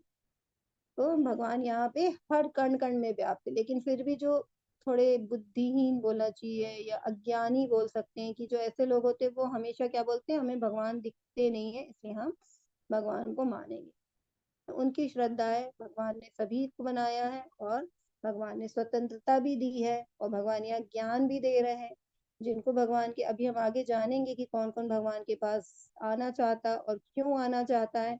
तो भगवान ने पूरा ज्ञान विस्तार से भगवत गीता में बताया, लेकिन देखो कितने कम लोग ही भगवत गीता को पढ़ते हैं, खोलते हैं, है ना। कई लोग तो भगवत गीता का सम्मान भी करते हैं, लेकिन उसको क्या करते हैं, लपेट के लाल कपड़े में रख देते हैं और मंदिर में रोज उसकी पूजा करते हैं, है ना। ये क्या है, ग्रंथ है। भगवान ने हमें ग्रंथ के रूप में भगवान ने अपनी शक्तियां दी है, तो भगवान का हमें इस ग्रंथ का भगवान ने बोला है कि पूजा करना ठीक है, सम्मान करना, लेकिन उससे भी ज्यादा इसका सम्मान तब होगा जब तुम इसको पढ़ोगे, समझोगे और इसको अपने जीवन में इस ज्ञान को उतारोगे। तो जो ग्रंथ रूप में भगवान ने हमें, जो भी ग्रंथ रूप में भगवान प्रकट हुए हैं, उनका हमें, उनको पढ़ के उनको सम्मानित करना है, उनको पढ़ के हमें भगवान का धन्यवाद करना है। तो और जानते हैं हम आगे भगवान क्या बोल रहे हैं। तुम जान लो कि मेरी शक्ति द्वारा सारे गुण प्रकट होते हैं, चाहे वे सतोगुण हो, रजोगुण हो या तमोगुण। इस प्रकार से मैं सब कुछ हूँ, किंतु हूँ स्वतंत्र। मैं प्रकृति के गुणों के अधीन नहीं हूँ, अपितु वे मेरे अधीन हैं। तो यहाँ पे भगवान स्पष्ट रूप से बता रहे हैं, अभी हम काफी अध्याय में 3 गुण की चर्चा करते आ रहे हैं, अभी हम विस्तार से भी पढ़ेंगे, लेकिन यहाँ पे अभी 3 गुण के नाम आए हैं, सतोगुण, रजोगुण और तमोगुण, ये हम देख रहे हैं। तो भगवान कृष्ण के ऊपर, जो नीचे कृष्ण ऊपर है, और भगवान जो 3 देवियां हैं, जो हमने कल परसों भी चर्चा करी थी कि वो धागे में है ना, कठपुतली की तरह में नचाती हैं, सतोगुण, है ना। जब हमने दिया था प्रकृति क्रियमाणानि, है ना, गुणे कर्माणि सर्वश, तो हमें ऐसा लगता है कि हम अपनी स्वेच्छा से कार्य कर रहे हैं, लेकिन कार्य करवाने वाले 3 गुण होते हैं। तो भगवान यहाँ स्पष्ट रूप से कह रहे हैं कि जो तीनों गुण हैं, जिसके कारण तुम कठपुतली की तरह नाचते हो, ये सब मेरे द्वारा बनाया गया है ना, सतोगुण। और भगवान तीनों शक्ति क्या है, किसी को लगता है कि जब भगवान प्रकट होते हैं तो भगवान भी इन तीनों गुणों के अधीन होते हैं, लेकिन भगवान क्या कह रहे हैं, ये तीनों गुण क्या है, मेरे द्वारा बनाए गए, तो ये प्रकृति के गुण मेरे द्वारा मेरे अधीन है ना, मैं उनके अधीन नहीं हूँ, अपितु मैं उनके अधीन नहीं हूँ, वो मेरे अधीन है। तो इनके जो नियंत्रण करने वाले वो भगवान करते हैं, तीनों गुणों को नियंत्रण नियंत्रण भगवान के हाथ में होता है। भगवान पूरी तरह से स्वतंत्र है और सब कुछ भी है, भगवान स्वतंत्र भी है, तो भगवान को कोई भी बांध नहीं सकता है, तीनों गुण हमको बांधते हैं। ठीक है, आगे जानते हैं। तीन गुणों रजो सतो तथा तमो के द्वारा मोहग्रस्त ये सारा संसार मुझ गुणातीत तथा अविनाशी को नहीं जानता। तो हम क्यों नहीं जान पाते, क्योंकि हम लोग तीनों गुणों से मोहित हो जाते, मोहग्रस्त हो जाते, और हम इन गुणों में फंस के रह जाते। तो भगवान जो गुणातीत है, ये तीनों गुणों के ऊपर है, अविनाशी है ना, वो उन भगवान को हम कभी भी समझ नहीं पाते। दैवी हैषा गुणमयी मम माया दुरत्यया मामेव ये प्रपद्यन्ते मायामेतां तरन्ति ते। प्रकृति के तीन गुणों वाली इस मेरी दैवी शक्ति को पार कर पाना कठिन है, किंतु जो मेरे शरणागत हो जाते वे सरलता से पार कर जाते। अब भगवान यहाँ पे अभी तीनों गुणों की बात करी भगवान ने, अब यहाँ पे तीनों गुणों से कैसे हम मुक्त हो सकते, मतलब भगवान ने बोला ना कि सब बंध जाते हैं उन गुणों से। ठीक है, तो अब भगवान यहाँ पे देखो, ज्यादातर हम जैसे भगवत गीता के श्लोक पढ़ते हैं तो उसमें हम देखते हैं कि भगवान के द्वारा कुछ लोग ऐसे बोले गए जो पहली लाइन में समस्या बताई जाती है कि ये समस्या, और दूसरी लाइन में उस समस्या का भगवान के द्वारा समाधान बताया जाता है। तो ये श्लोक भी ऐसा ही है। जैसे एक डॉक्टर होता है, वो उसके पास हम जाते हैं तो वो पहले हमारी बीमारी बताता है ना कि हमें क्या बीमारी हुई है, उसके बाद वो बीमारी की को मतलब ठीक करने के लिए हमें दवाई भी देता है। तो इसी प्रकार भगवान यहाँ पे बीमारी भी बता रहे हैं और हमारा इलाज भी कर रहे हैं। अब भगवान ने बीमारी बताई कि तीनों गुणों से मेरी तेरी प्रकृति को पार कर पाना बहुत कठिन है ना, दुरत्यया का मतलब होता है बहुत कठिन। तो भगवान की शक्ति को, जो जो तीन गुणों वाली है, जो हमें बांध के रखती है, उससे एक मनुष्य को उससे पार हो पाना बहुत ही कठिन है। लेकिन भगवान इसका जवाब में क्या हमें क्या समाधान दे रहे हैं, इस समस्या का क्या हल है, कि भगवान जो मेरे शरणागत हो जाते हैं वे सरलता से इसे पार कर जाते हैं। तो भगवान ने एक उपाय बताया है, मामे प्रपद्यन्ते माया मेताम तरन्ते, जो मेरी शरण ग्रहण कर लेता है वो मुझे, वो इन तीनों गुणों से पार हो जाता है। क्यों पार हो जाता है, क्योंकि ये जो गुण है, जो तीन गुण है, वो भगवान के द्वारा। तो जो भक्त होता है भगवान का, उसको भगवान जो माया, अपनी माया तीन गुण वाली जो शक्ति है, उसको उसको मतलब ये ऑर्डर देते हैं कि ये मेरा भक्त है तो इसको बांध नहीं सकते हो। तो इस प्रकार वो जो है ना, दुर्गा देवी हम देखते हैं, ये दुर्ग है, दुर्गा देवी, दुर्गा देवी क्या है, भगवान की बहिरंगा शक्ति है, ये हमको यहाँ से भौतिक जगत में तीन गुणों में बांध लेती है। लेकिन जब हम भगवान की भक्ति करते हैं, जब हम भगवान के शरण में आते हैं, तो भगवान उस शक्ति से हमें मुक्त कर देती है, वो शक्ति हमें बांध नहीं पाती। जैसे हम यहाँ पे देख रहे हैं पिक्चर में कि जो एक भव सागर है, ये जो भौतिक संसार को भव सागर कहा जाता है, इसको पार कर पाना ये बहुत ही जटिल सागर है ना, बहुत ही गहरा सागर है, इसको पार कर पाना बहुत ही मुश्किल है। हम अपनी कितनी भी शक्ति लगाएं, एक समुद्र में व्यक्ति बहुत अच्छा तैराक भी होगा तो वो कितनी देर तैर पाएगा, अगर बहुत दूर तक कोई उसको टीला ना दिखे, कोई टापू ना दिखे, तो वो कितनी देर अपनी वो ताकत से तैर पाएगा, है ना। एक समय आएगा कि वो थक जाएगा, उसके हाथ पैर ढीले हो जाएंगे और वो फिर डूब ही जाएगा। तो कौन बचा सकता है ना, कोई टापू मिल जाएगा तो वो वहां जा सकता है। तो ये भगवान कह रहे हैं कि मैं जो भव सागर रूप में जो जीवात्मा गिर गई है इस प्रकृति में, भौतिक संसार में, जिन्होंने जन्म ले लिया है ना, मतलब हम इस भौतिक संसार में आ गए हैं, तो अब इस भौतिक संसार से जो माया रूपी जो तीन गुण है, इससे हम बंध गए, इससे हमें कैसे पार कर सकते, तो भगवान ही हमें पार कर सकते। भगवान खुद स्वयं आते हैं, है ना, हाथ पकड़ के हमें इस भव सागर से लेके जाते हैं। बस हमारा काम होता है कि हमें भगवान की भक्ति करनी होती है। और हम कैसे समझे, जैसे मान लो अगर एक व्यक्ति है, उसको बांध दिया जाए, हाथ पैर चारों तरफ से बांध दिया जाए, और वो खुद प्रयास करेगा अपने आप को खोलने का, तो वो कभी अपने आप को खोल नहीं पाएगा ना। जब उसके हाथ पैर सभी बंधे हैं तो वो हमेशा किसी दूसरे पे आश्रित रहेगा कि कोई आके उसके हाथ पैर खोल दे। अगर मान लो उसके आसपास जितने लोग हैं सबके हाथ पैर बंधे हैं, तो कौन खोल सकता है? कोई नहीं, क्योंकि सारे ही लोग बंधे हैं। तो अब उसका हाथ पैर कौन खोल सकता है? वो व्यक्ति खोल सकता है जिसके हाथ पैर ना बंधे हो। तो माया शक्ति से, तीनों गुणों से सभी के हाथ पैर बंधे हैं। जितनी भी जीव आत्माएं हमें यहाँ दिख रही है, सब ये तीनों गुणों में ही घूम रही हैं। तो भगवान के सबके हाथ पैर बंधे हैं, तो कौन खोल सकता? तो भगवान तीनों गुण के ऊपर है, गुणातीत है भगवान, है ना। तो भगवान ही आके हमें खाली इस माया से बचा सकते हैं और इस बंधन से हमें खोल सकते हैं। इस प्रकार भगवान ने ये हमें बहुत यहाँ पे बहुत अच्छे से हमें ज्ञान दिया कि हम कैसे ये तीनों गुणों से अपने आप को सुरक्षित रख सकते हैं। क्योंकि हम आए तो हैं, लेकिन हम इस गुणों से अपने आप को अगर बचाना चाहते हैं तो भगवान की शरण ग्रहण करनी पड़ेगी। अब हमने देखा भगवान ने बताया है, लेकिन बहुत सारे लोग होते हैं ना जो भगवान की शरण ग्रहण नहीं करते। तो अब यहाँ पे भगवान बताएंगे कि ऐसे कौन कौन से लोग होते हैं और वो जो मेरी शरण नहीं ग्रहण करते। तो ऐसे 4 प्रकार के लोग हैं जो भगवान की शरण कभी भी ग्रहण नहीं करते। और क्यों नहीं करते इसको भी जानेंगे। नामाम दुष्कृतिनो मूढ़ा प्रपद्यन्ते नराधमाः मायया प्रहतज्ञाना आसुरं भावमाश्रिता। जो निपट मूर्ख हैं, जो मनुष्यों में अधम है, जिनका ज्ञान माया द्वारा हर लिया गया, तथा जो असुरों में नास्तिक हैं,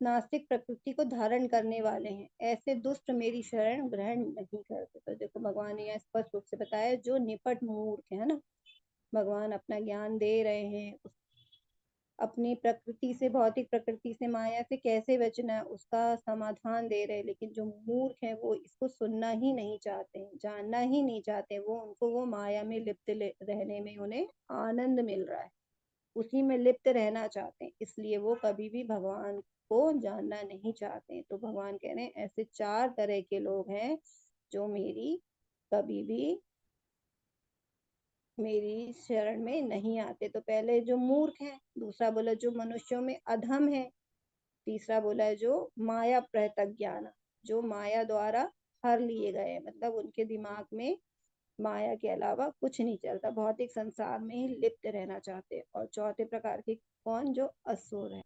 जब जानेंगे ये क्या है ना, इसको और अच्छे से विस्तार से जानेंगे। जैसे मूढ़ा, मूढ़ा यानी मूर्ख व्यक्ति, है ना, जो पूरे दिन तो श्रम करते हैं लेकिन वो भगवान को नहीं जानना चाहते, वो श्रम में ही दिन भर लगे रहते हैं ना। जैसे एक गधा सुबह से रात तक वो क्या करता है? श्रम करता है। और क्यों करता है? एक थोड़ी सी घास के लिए दिन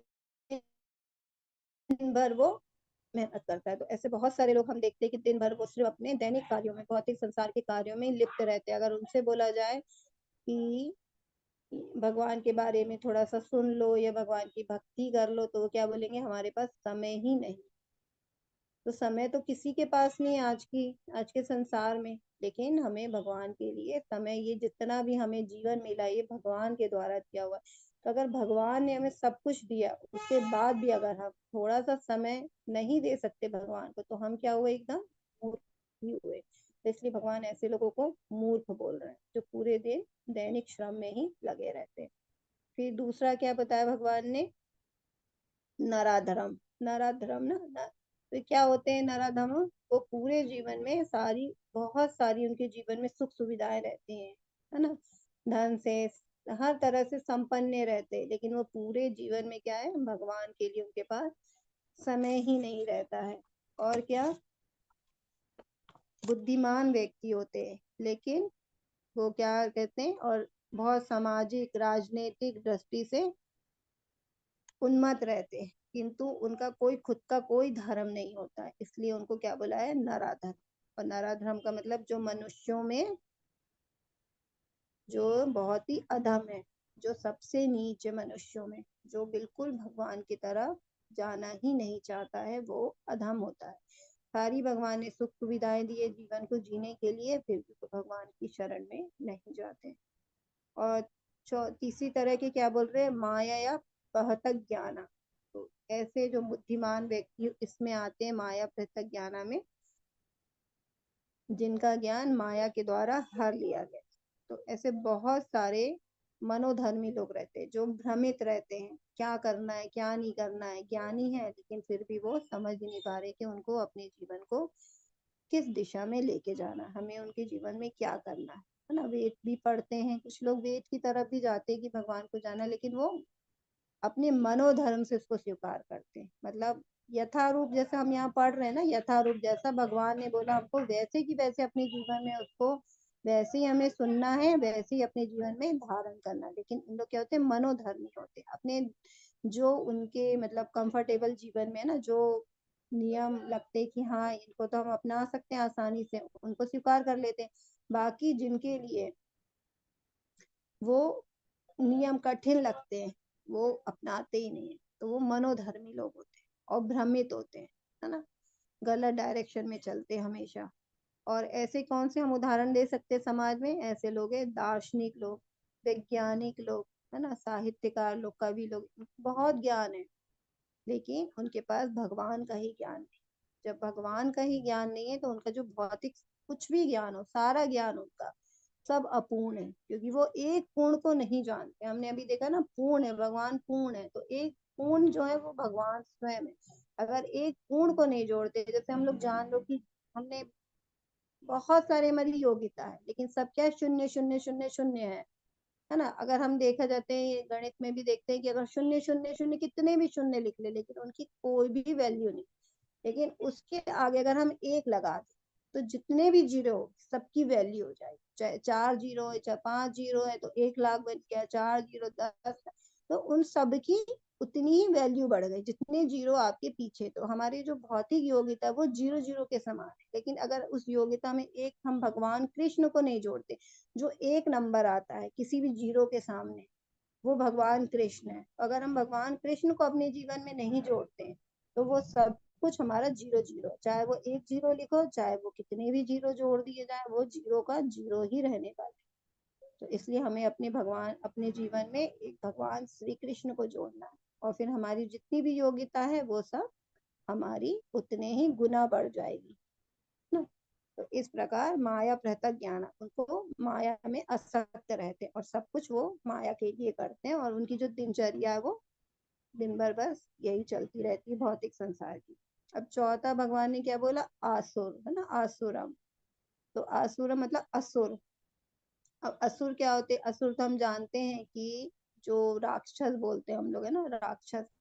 तो वो क्या होते हैं, वो पूरी तरह से नास्तिक होते हैं, और मतलब वो किसी भी तरह से भगवान को, मतलब कुछ के मन में थोड़ा सा ज्ञान, जैसे हमने देखा दार्शनिक लोग जैसे, थोड़ा सा अगर ऐसे लोगों के मतलब ज्ञान तो है लेकिन वो भगवान का ज्ञान नहीं है। और असुर क्या है, जो पूरी तरह से नास्तिक भी है और उन्हें कोई ज्ञान भी नहीं है। तो ऐसा क्या, और भगवान से क्या करते हैं, ईर्ष्या करते हैं, है ना, जो भगवान से ईर्ष्या करते हैं। और भगवान से क्यों ईर्ष्या करते हैं, क्योंकि उन्हें लगता है कि भगवान ही के जैसे देव असुर, हम जानते हैं ना, देवता और असुर लोग तो भगवान से ईर्ष्या करते थे, क्योंकि वो हमेशा चाहते थे कि हम राज्य करें ना, स्वर्ग का राज्य हमें मिले। तो हमेशा हमने कई बार जैसे पढ़ते हैं वेदों में, तो इंद्र को, है ना, देव असुर लोग इंद्र को हरा देते हैं, है ना, और वहां का राज ले लेते हैं, खुद ही वहां के राजा बन जाते। तो हमेशा चाहते हैं कि हमें राजपाट मिले, तो इसलिए वो ईर्ष्या करते हैं भगवान से। तो ऐसे एग्जाम्पल अगर हम देखेंगे तो रावण है ना, जो रावण राम जी भगवान से ईर्ष्या करता था, उनको कितना समझाया गया कि ये राम पूर्ण भगवान है, तो कहते थे मैं ही भगवान हूँ।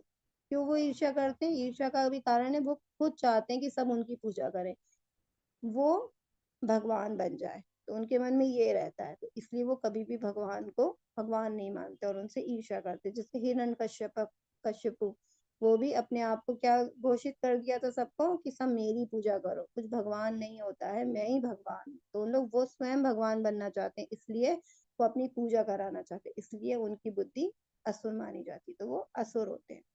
तो इस प्रकार भगवान ने बताया कि जो ये 4 प्रकार के लोग होते हैं, इनको चाहे किसी कितना भी ज्ञान दे दिया जाएगा, वो हमेशा कभी भी भगवान को स्वीकार नहीं करेंगे।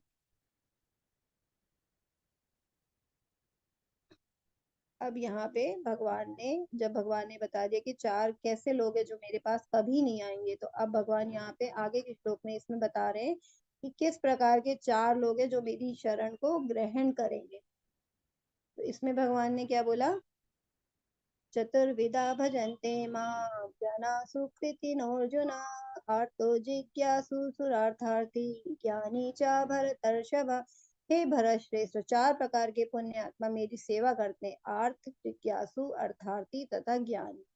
इन लोगों की 4 श्रेणियां, वे जो पीड़ित हैं, जिन्हें धन की आवश्यकता है, वे जिन्हें जिज्ञासा है, और वे इन्हें परम सत्य का ज्ञान है।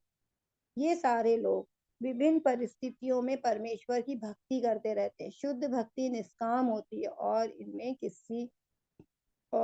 किसी लाभ की आकांक्षा नहीं रहती। तो भगवान क्या 4 ऐसे लोगों के बारे में बता रहे हैं जो भगवान के तरफ आते हैं। तो वो पहले क्या आर्त तो बताया उन्होंने, आर्त आर्त मतलब दुखी। ऐसे बहुत सारे लोग होंगे जो हम देखते हैं कि बहुत सारी कष्ट में रहते हैं, पीड़ा में रहते हैं, तो उनको वो भगवान याद आते हैं ना, दुख में सिमरन सब करते हैं तो भगवान की याद करते हैं, और वो क्या करते हैं, भगवान की भक्ति में लग जाते हैं, तो भगवान के पास आते हैं। तो ऐसे जो होते हैं, जो पीड़ित होते हैं, वो भगवान के पास आते हैं। दूसरा क्या बोला भगवान ने, जिज्ञासु। तो जिन्हें भगवान को जानने की जिज्ञासा होती है कि वो कौन है, भगवान कौन है, भगवान की लीलाएं क्या क्या, भगवान ने जब धराधाम में आए थे तो उन्होंने कैसी लीलाएं करे थे, क्यों भगवान की लीलाएं इतनी सबको सुहानी लगती, क्यों भजन अच्छे लगते हैं ना, जानने की जिज्ञासा होती कि भगवान में ऐसा क्या है जो हर कोई भगवान की तरफ आकर्षित हो जाता है, जो एक बार भगवान का जो रूप देख ले है ना, वो मोहित हो जाता है।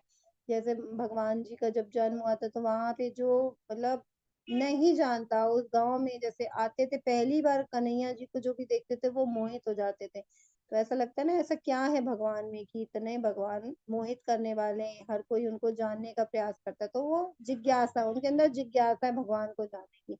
तो अपने जिज्ञासु स्वभाव के कारण भगवान को जानने के लिए वो भक्ति में जुड़ जाते हैं, भगवान के पास आते हैं, है ना, भगवान की भक्ति करते हैं। और तीसरा क्या बोला, अर्थार्थी। तो अर्थार्थी कौन होते हैं, जिनको इच्छा होती कि हमारा जैसे नौकरी लग जाए, है ना, वो भी भगवान के लिए भक्ति करते हैं। उनकी भौतिक इच्छाएं किसी तरह से पूर्ण हो जाए, उनकी धन की कामना है तो धन मिल जाए, मकान बन जाए, गाड़ी तो बहुत सारी इच्छाएं लोगों की होती हैं। तो ये भी इच्छाएं जब होती हैं तो वो भी अर्थ की इच्छा होती है ना, मतलब वो चाहते हैं कि उनके पास हमें सारी सुख सुविधाएं हो, तो अर्थ की इच्छा से भी वो भगवान से जुड़ जाते हैं और भक्ति करते हैं। और चौथा क्या है, ज्ञानी। अब ज्ञानी क्या है, जो जानता है कि परम सत्य क्या है, उसके पास ऑलरेडी, जैसे हमने जाना था ज्ञान योग में, उसके पास ज्ञान है कि भगवान कौन है और भगवान को क्यों जानना है हमें, तो वो ज्ञानी पुरुष। तो ऐसे करके 4 लोग भगवान ने बताए हैं। तो अब हम उदाहरण देखते हैं, जैसे कि आर्त में जो भगवान से जुड़ते हैं अपनी अपनी परिस्थितियों, बस वो द्रौपदी महारानी है ना, जिज्ञासु में सौनक ऋषि, अर्थार्थी में। तो इस प्रकार उदाहरण भी दिया हो, इसको भी हम अच्छे से समझेंगे इस चीज को। तो इसमें हम समझेंगे 4 लोग हैं जिस भगवान ने बोला वो मेरी शरण ग्रहण करता। अब यहाँ पे हम देख रहे हैं उदाहरण दिए हैं, भगवान समझाने के लिए हमें उदाहरण के द्वारा समझाते हैं हमेशा ना। तो यहाँ उदाहरण से हम देखते हैं कि जैसे ये गजराज महाराज जी है, जब ये है ना अपने नहाने गए, उन्होंने कभी जीवन में भक्ति नहीं करी। जब वो अपने आप को बचाने के लिए, जब उनका पैर एक मगर ने पकड़ लिया, और वो जलचर है, जल में जलचर की शक्ति ज्यादा होती है, तो जो हाथी होता है वो उसमें भी बहुत शक्ति होती है, तो वो भी अपनी पूरी शक्ति लगा के अपने पैर को छुड़ाने का प्रयास करता रहा। फिर उसने अपने संबंधियों से बोला, तो सबने प्रयास किया लेकिन सबकी शक्ति उतनी काम नहीं आएगी, वो छूट जाए उसका पैर। फिर उसने क्या किया, जब सोचा अब मेरे जीवन में कोई रास्ता नहीं बचा, है ना, उसकी धीरे धीरे शक्ति कम होने लगी, वो हारने लगा, तो उसने क्या किया, भगवान को याद किया। और वहीं पास में देखा, वो उसी नदी में एक मतलब पुष्प खिला था, कमल का पुष्प जो भगवान को सबसे प्रिय है, तो उसने अपनी सूंड से तोड़ा, और उसको भगवान की याद करते हुए, भगवान का स्मरण करते हुए, स्तुति करते हुए, ये भागवतम में बहुत सुंदर गजेंद्र मोक्ष स्तुति के नाम से हम पढ़ते भी हैं, आप लोग आगे अगर अगर भागवतम पढ़ेंगे तो उसमें देखेंगे भी, तो वो स्तुति करता है भगवान की बहुत सुंदर, और भगवान को फूल समर्पित करता है। और भगवान तो क्या भावग्राही है, भावना देखते हैं। और भक्त की छोटी सी भी जो उसने, भले ही उसने दुख के कारण करी, लेकिन छोटी सी भी प्रार्थना अगर वो करता है तो भगवान दौड़े चले आते हैं, है ना, अपने भक्त की पे कृपा करने के लिए, उसके संकट को समाप्त करने के लिए। चाहे वो सिर्फ संकट में ही भगवान का कभी याद ना भी किया हो, खाली संकट में पहली बार भी याद करा तो भगवान तो फिर भी दौड़े चले आते। तो भगवान तुरंत गरुड़ में बैठ के आए और मगरमच्छ से उस हाथी, उस गजेंद्र की रक्षा करे। अब यहाँ पे और हम देखते हैं कि जो पीड़ित थे, जो भगवान के पास, जैसे है ना द्रौपदी महारानी, वो तो भगवान की भक्त थी, लेकिन जब चीर हरण हो रहा था, जब तक उसने अपनी शक्ति लगाती गई तब तक भगवान नहीं आए। जैसे उसने दोनों हाथ ऊपर करके भगवान को हरे कृष्णा ना भगवान को याद किया, बोले हे मेरे भगवान, मेरे कृष्ण, आप ही मेरी रक्षा करो, मेरे में कोई भी बल नहीं है। तो जैसे ही उसने दोनों हाथ ऊपर उठाए, वैसे ही भगवान प्रकट हो गए और उसकी रक्षा करी, और उसकी दुख से उभारा भगवान ने वहां पे उसको। और जैसे हम ये तीसरी पिक्चर में देख रहे हैं, जब ये सुखदेव ऋषि मुनि जी का जन्म होने वाला था, तो वो काफी, जैसे बच्चे का जन्म होता है तो 9 महीने में, लेकिन वो 9 महीने में वैसे करके काफी साल हो गए थे, कहते हैं मतलब पढ़े 12 साल तक वो अपनी माँ के घर में रहे। वो बाहर ही नहीं आना चाहते थे, क्योंकि उनको लगता था कि माया मुझे पकड़ लेगी, क्योंकि जिसका भी जन्म होता है उसको माया पकड़ लेती है, तो वो जन्म ही नहीं ले रहे थे। तो व्यास जी ने फिर भगवान से प्रार्थना करी, तो फिर भगवान आए और उनसे कहे कि वो हमें, सुखदेव ऋषि से क्या बोला कि मैं वचन देता हूँ कि जैसे ही तुम्हारा जन्म होगा तुम्हें कभी भी माया नहीं पकड़ेगी, क्योंकि भगवान ही बोल सकते हैं ना, भगवान के नियंत्रण में है। तो भगवान ही बोल सकते हैं कि माया, अभी हमने देखा भगवान के जो शरण ग्रहण करते हैं तो माया उनको नहीं पकड़ पाती। तो भगवान ने यहाँ वचन दिया, तब वो सुखदेव मुनि जी का जन्म हुआ। तो ये तो हो गए दुखी की कैटेगरी में, जो कि आर्त से, दुख से भगवान की शरण ग्रहण करते हैं। अब आगे है जिज्ञासु, जैसे परीक्षित महाराज है ना, भगवान के बारे में लीलाएं जानना चाहते थे। जैसे जब उनको पता चला कि 7 दिन में उनकी मृत्यु हो जाएगी, तो उन्होंने ऋषि मुनियों से ये बोला कि मैं 7 दिन कैसे अपने इस जीवन को मैं सबसे अच्छे बना सकता हूँ, है ना, कैसे मैं भगवान की शरण को प्राप्त कर सकता। उसने कभी भी ये नहीं बोला कि मुझे अमर कर दो, है ना, जबकि इतने ऋषि मुनि थे, बड़े बड़े तपस्वी थे, तो वो कह सकता था कि मैं अमर होना चाहता हूँ। लेकिन जो ज्ञानी होते हैं, जो मतलब भगवान के भक्त होते हैं, वो कभी भी अमर होना नहीं चाहते। तो उन्होंने क्या बोला कि मुझे बस कैसे मैं भव सागर, मतलब जो मैंने 7 दिन रह गए उसको मैं सबसे अच्छा बना दूं और मैं भगवान की भक्ति कर सकूं। तो उसने जिज्ञासा करी, तो फिर सुखदेव महाराज जी ने उनको भागवतम सुनाई। यहाँ हम नीचे देख रहे हैं ध्रुव महाराज। तो अब ये ध्रुव महाराज किस कैटेगरी में आते हैं? अर्थार्थी। जब उनकी सौतेली माँ ने उनको निकाल दिया कि तुम्हारे पिता की, जब वो गोद में बैठना चाहते थे, तो उनकी माँ ने क्या बोला, कि तुम्हें मेरे गर्भ से पैदा होना पड़ेगा तभी तुम अपने पिताजी की गोद में बैठ सकते हो। तो वो बहुत ही छोटे थे, और छोटे बच्चे सबकी इच्छा होती है अपने पिताजी की गोद में बैठना। तो फिर उन्हें बहुत दुख हुआ, तो फिर वो अपनी माता के पास गए। तो उन्होंने माता से पूछा, तो माता ने बोला कि तुम ऐसा करो, परम पिता की गोद में बैठो, जो भगवान तो सबके पिता हैं, तो तुम्हें इस पिता से भी ज्यादा जो इनके भी ऊपर है परम पिता, तुम उनकी गोद में बैठो। तो इस इच्छा से बालक जब घर से निकलता है, तो वो उनको नारद जी मिल जाते, और नारद जी उनको सही मार्ग बताते हैं कि कैसे तुम परम पिता की गोद में बैठ सकते हो, है ना। और वो क्या चाहता था कि मैं अपने पिता से भी बड़ा राज को प्राप्त करूं। तो उनको अर्थ की इच्छा थी, धन की इच्छा थी, तो उन्होंने तपस्या करी। और जब उनको भगवान ने दर्शन दिए, जब उनकी तपस्या से भगवान प्रकट हुए, तब उन्हें क्या लगा, अरे मैं एक तो कांच के टुकड़े मांग रहा था। तो उनको महसूस हुआ, क्योंकि जब भगवान को जिनको मिल जाते तो उनको क्या चाहिए ना, धन माए सबसे क्या मतलब है। जो भगवान को देख लिया वो तो भगवान के ही आनंद में रहना चाहता है। तो जब उन्होंने भगवान का दर्शन किया, तो उन्हें लगा कि भगवान से खुद ही कहते मुझे ये राज नहीं चाहिए। भगवान ने तो राज दिया, बहुत सुंदर ध्रुव लोक दिया, बोले मुझे ये सब नहीं चाहिए भगवान, बस मैं आपकी भक्ति करना चाहता हूँ। तो भगवान ने बोला कि बोले कि मुझे तो पता ही नहीं था कि मैं तो कांच के टुकड़े मांग रहा था आपसे, है ना। इस प्रकार फिर भगवान ने उनको सब कुछ दिया। और फिर आगे हम देखते हैं सुग्रीव महाराज, तो वो भी धन की इच्छा थी उनके अंदर। सुग्रीव महाराज भी, क्योंकि वो राज चाहते थे, उनका राज और उनकी जो पत्नी थी वो बाली ने ले लिया था। तो यहाँ पे उन्होंने भगवान से मैत्री करी, तो उनको भी भगवान के पास किस लिए गए, वो उनको अर्थ की आवश्यकता थी। तो ये यहाँ पे, और यहाँ पे हम अंतिम में क्या देख रहे हैं, ये जब सौनक ऋषि लोग थे,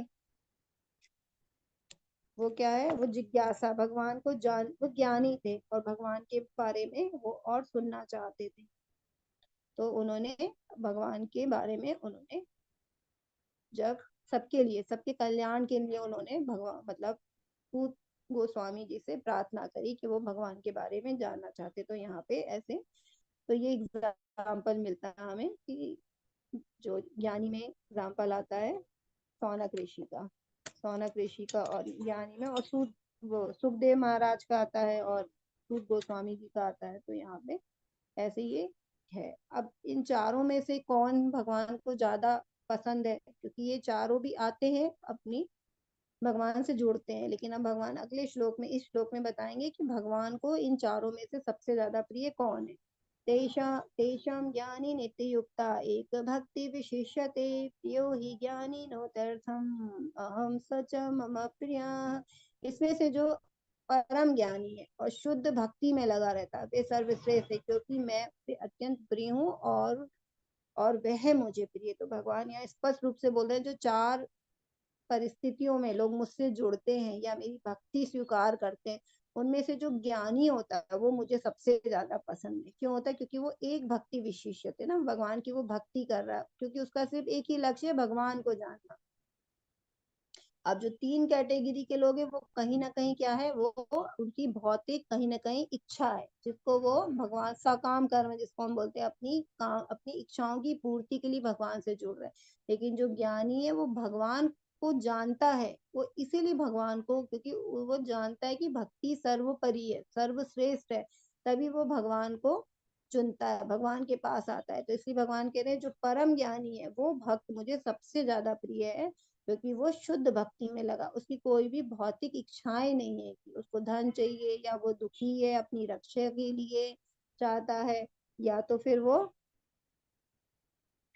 कोई जिज्ञासा है। क्योंकि क्या होता है, जिसकी कोई इच्छा है, इच्छा से भगवान के पास है, अगर वो इच्छा पूरी नहीं हुई तो उसको भगवान से क्या होता है कि अरे भगवान तो होते ही नहीं है। हमारी जो इच्छा थी, मान लीजिए किसी को नौकरी चाहिए, अगर नौकरी नहीं मिली तो क्या होगा, उसका विश्वास भगवान से उठ जाएगा, तो वो भगवान को, उसका विश्वास खत्म हो जाएगा। तो मतलब क्या है, वो एक अपने इच्छा से जुड़ा था भगवान के, वो भगवान की भक्ति में पूरी तरह से नहीं लगा, कि वो हमेशा, एक भक्ति है ना, हमेशा वो भक्ति में लगा है, वो अपने एक इच्छा को पूर्ति करने के लिए जुड़ा था, और वो अपनी इच्छा की पूर्ति, कभी कभी इच्छा पूर्ति हो भी जाती है। मान लीजिए अगर उसी व्यक्ति को नौकरी लग जाती जिसकी वो इच्छा थी, उसको नौकरी लग गई, फिर क्या करेगा, वो नौकरी से पैसा कमाएगा और अपने भौतिक संसार में लिप्त हो जाएगा। जो भगवान से उसने प्रार्थना किया था, वो उसकी प्रार्थना पूरी होते ही वो भगवान को भूल जाएगा।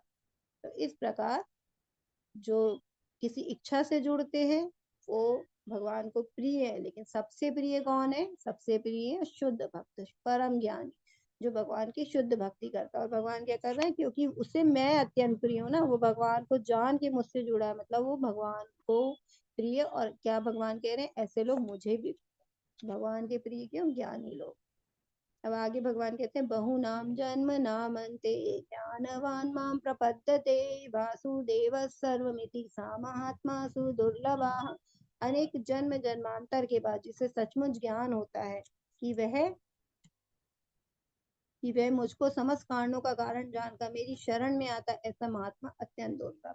अब भगवान क्या बोल रहे हैं कि जो ज्ञानी लोग होते हैं, मतलब जिनको सच में ज्ञान है कि वही भगवान ही परम पुरुष है, वही सर्वश्रेष्ठ है, तो ऐसे जो लोग होते हैं वो जन्म जन्मांतर, मतलब बहुत सारे जन्म जन्मांतर के बाद ही उसको ये ज्ञान ज्ञात हो पाता है, और वो ज्ञानी बन पाता है कि वो भगवान को सही तरीके से समझ पाता है।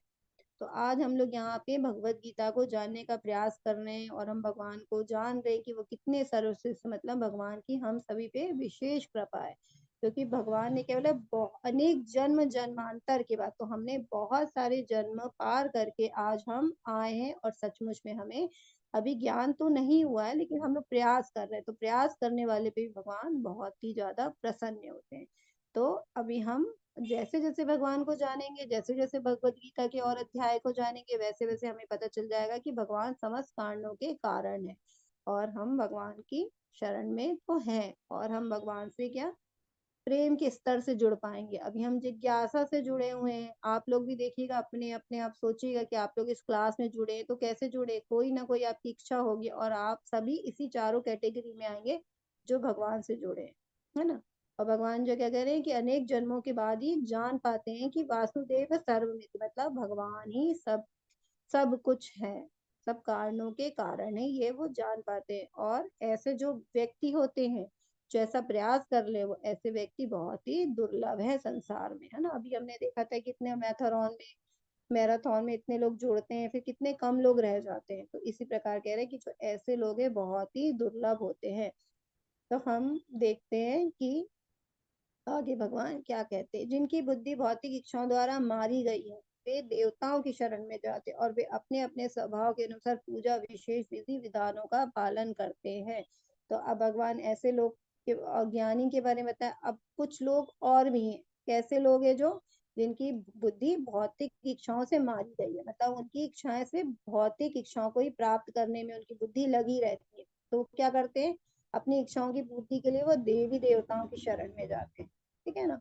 और वे अपने स्वभाव के अनुसार पूजा विशेष विधि विधानों का पालन करते हैं, मतलब वो आस्तिक तो हैं, भगवान को तो मतलब जानते हैं, लेकिन भगवान का सही स्वरूप को नहीं जानते। वो क्या करते, देवी देवताओं के पास जाते हैं, है ना। उनकी इच्छाएं हैं, जैसे अभी हमने बीच में बात किया था, जब भी देवी देवता की बात आती है तो ये भगवान के क्या है, पार्षद है, भगवान के अंश है, लेकिन भगवान नहीं है देवी देवता। तो जब हम इनके पास जाते हैं तो हमारी इच्छाएं रहती हैं कि जैसे दुर्गा मैया की पूजा करते हैं तो क्या बोलेंगे, हमें शक्ति दो, है ना, शक्ति दो। और सूरज देव के पास जाते तो बल बल के लिए जाते हैं, गणेश जी के पास जाते तो बोलते हैं हमें बुद्धि दो। तो मतलब दो दो दो, है ना, हम चीज सब मांगना बस मतलब चाहते हैं कि ये भी दे दो वो भी दे दो। तो इस प्रकार जब हमारी ऐसी इच्छाएं होती हैं तो हम क्या करते हैं, देवी देवताओं की शरण में जाते हैं। और भगवान स्वयं कह रहे हैं कि ये जो विधि विधान है पूजा और विशेष विधि बना, उसके लिए वो कठिन तप भी करते हैं, तपस्या, है ना, जैसे पूजा अर्चना, कई लोग बहुत उपास करते हैं कोई चीज प्राप्त करने के लिए, कठिन साधना करते हैं, विशेष तरह की पूजा करते हैं प्राप्त करने के लिए। तो इस प्रकार के वो सारे साधन करते हैं। लेकिन आगे भगवान क्या कह रहे हैं, मैं प्रत्येक जीव के हृदय में परमात्मा स्वरूप स्थित हूँ। जैसे ही कोई किसी देवता की पूजा करने की इच्छा करता है, मैं उसकी श्रद्धा को स्थिर करता हूँ, जिससे वह विशेष उसी विशेष देवता की भक्ति कर सके। तो भगवान कह रहे हैं कि जो जिस देवता के पास जाता है उसकी श्रद्धा को मैं दृढ़ करता हूँ, क्योंकि जब हमें श्रद्धा है ना हमेशा हिलती डुलती रहती है, तो हम कभी भी किसी से भी श्रद्धा भाव बहुत अच्छे से नहीं, हम उसकी श्रद्धा ठीक से नहीं कर सकते, है ना। आज है, कल किया, परसों नहीं किया, फिर कभी कर लिया कभी नहीं किया, तो ऐसी श्रद्धा से हम कुछ भी प्राप्त नहीं कर सकते, है ना भगवान। तो भगवान कह रहे कि ठीक है, वो देवी देवताओं के पास जाते हैं, क्योंकि देवी देवता भी मेरे पार्षद है, मेरे भगवान के ही द्वारा बनाए हुए हैं, उनको भगवान ने उनको सेवा दी है। जैसे वरुण देवता हमें जल देते हैं ना, इंद्र देवता, और सूरज देवता हमें अभी हमने देखा ताप देते हैं ना, गर्मी देते हैं, अग्नि देते हैं। और चंद्रमा हमें, अभी हम पढ़ेंगे आगे के 15वें अध्याय में कि चंद्रमा हमें हमारी जो वनस्पतियां होती है उसमें रस भरता है।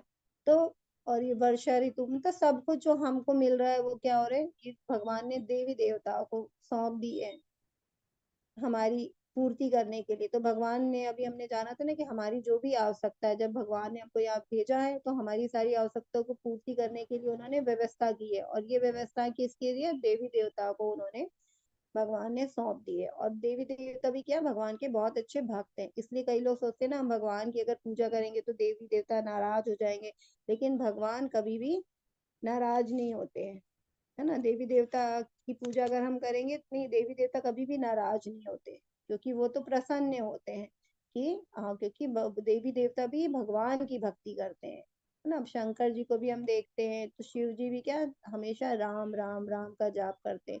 तो उनको भी मालूम है कि भगवान राम भगवान है, तो इसलिए वो भी भगवान का जाप करते हैं।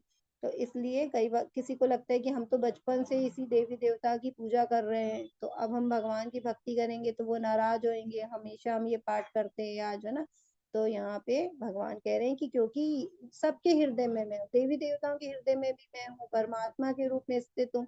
तो किसी की भी पूजा करते हैं तो उसकी श्रद्धा को स्थिर भी मैं करता हूँ।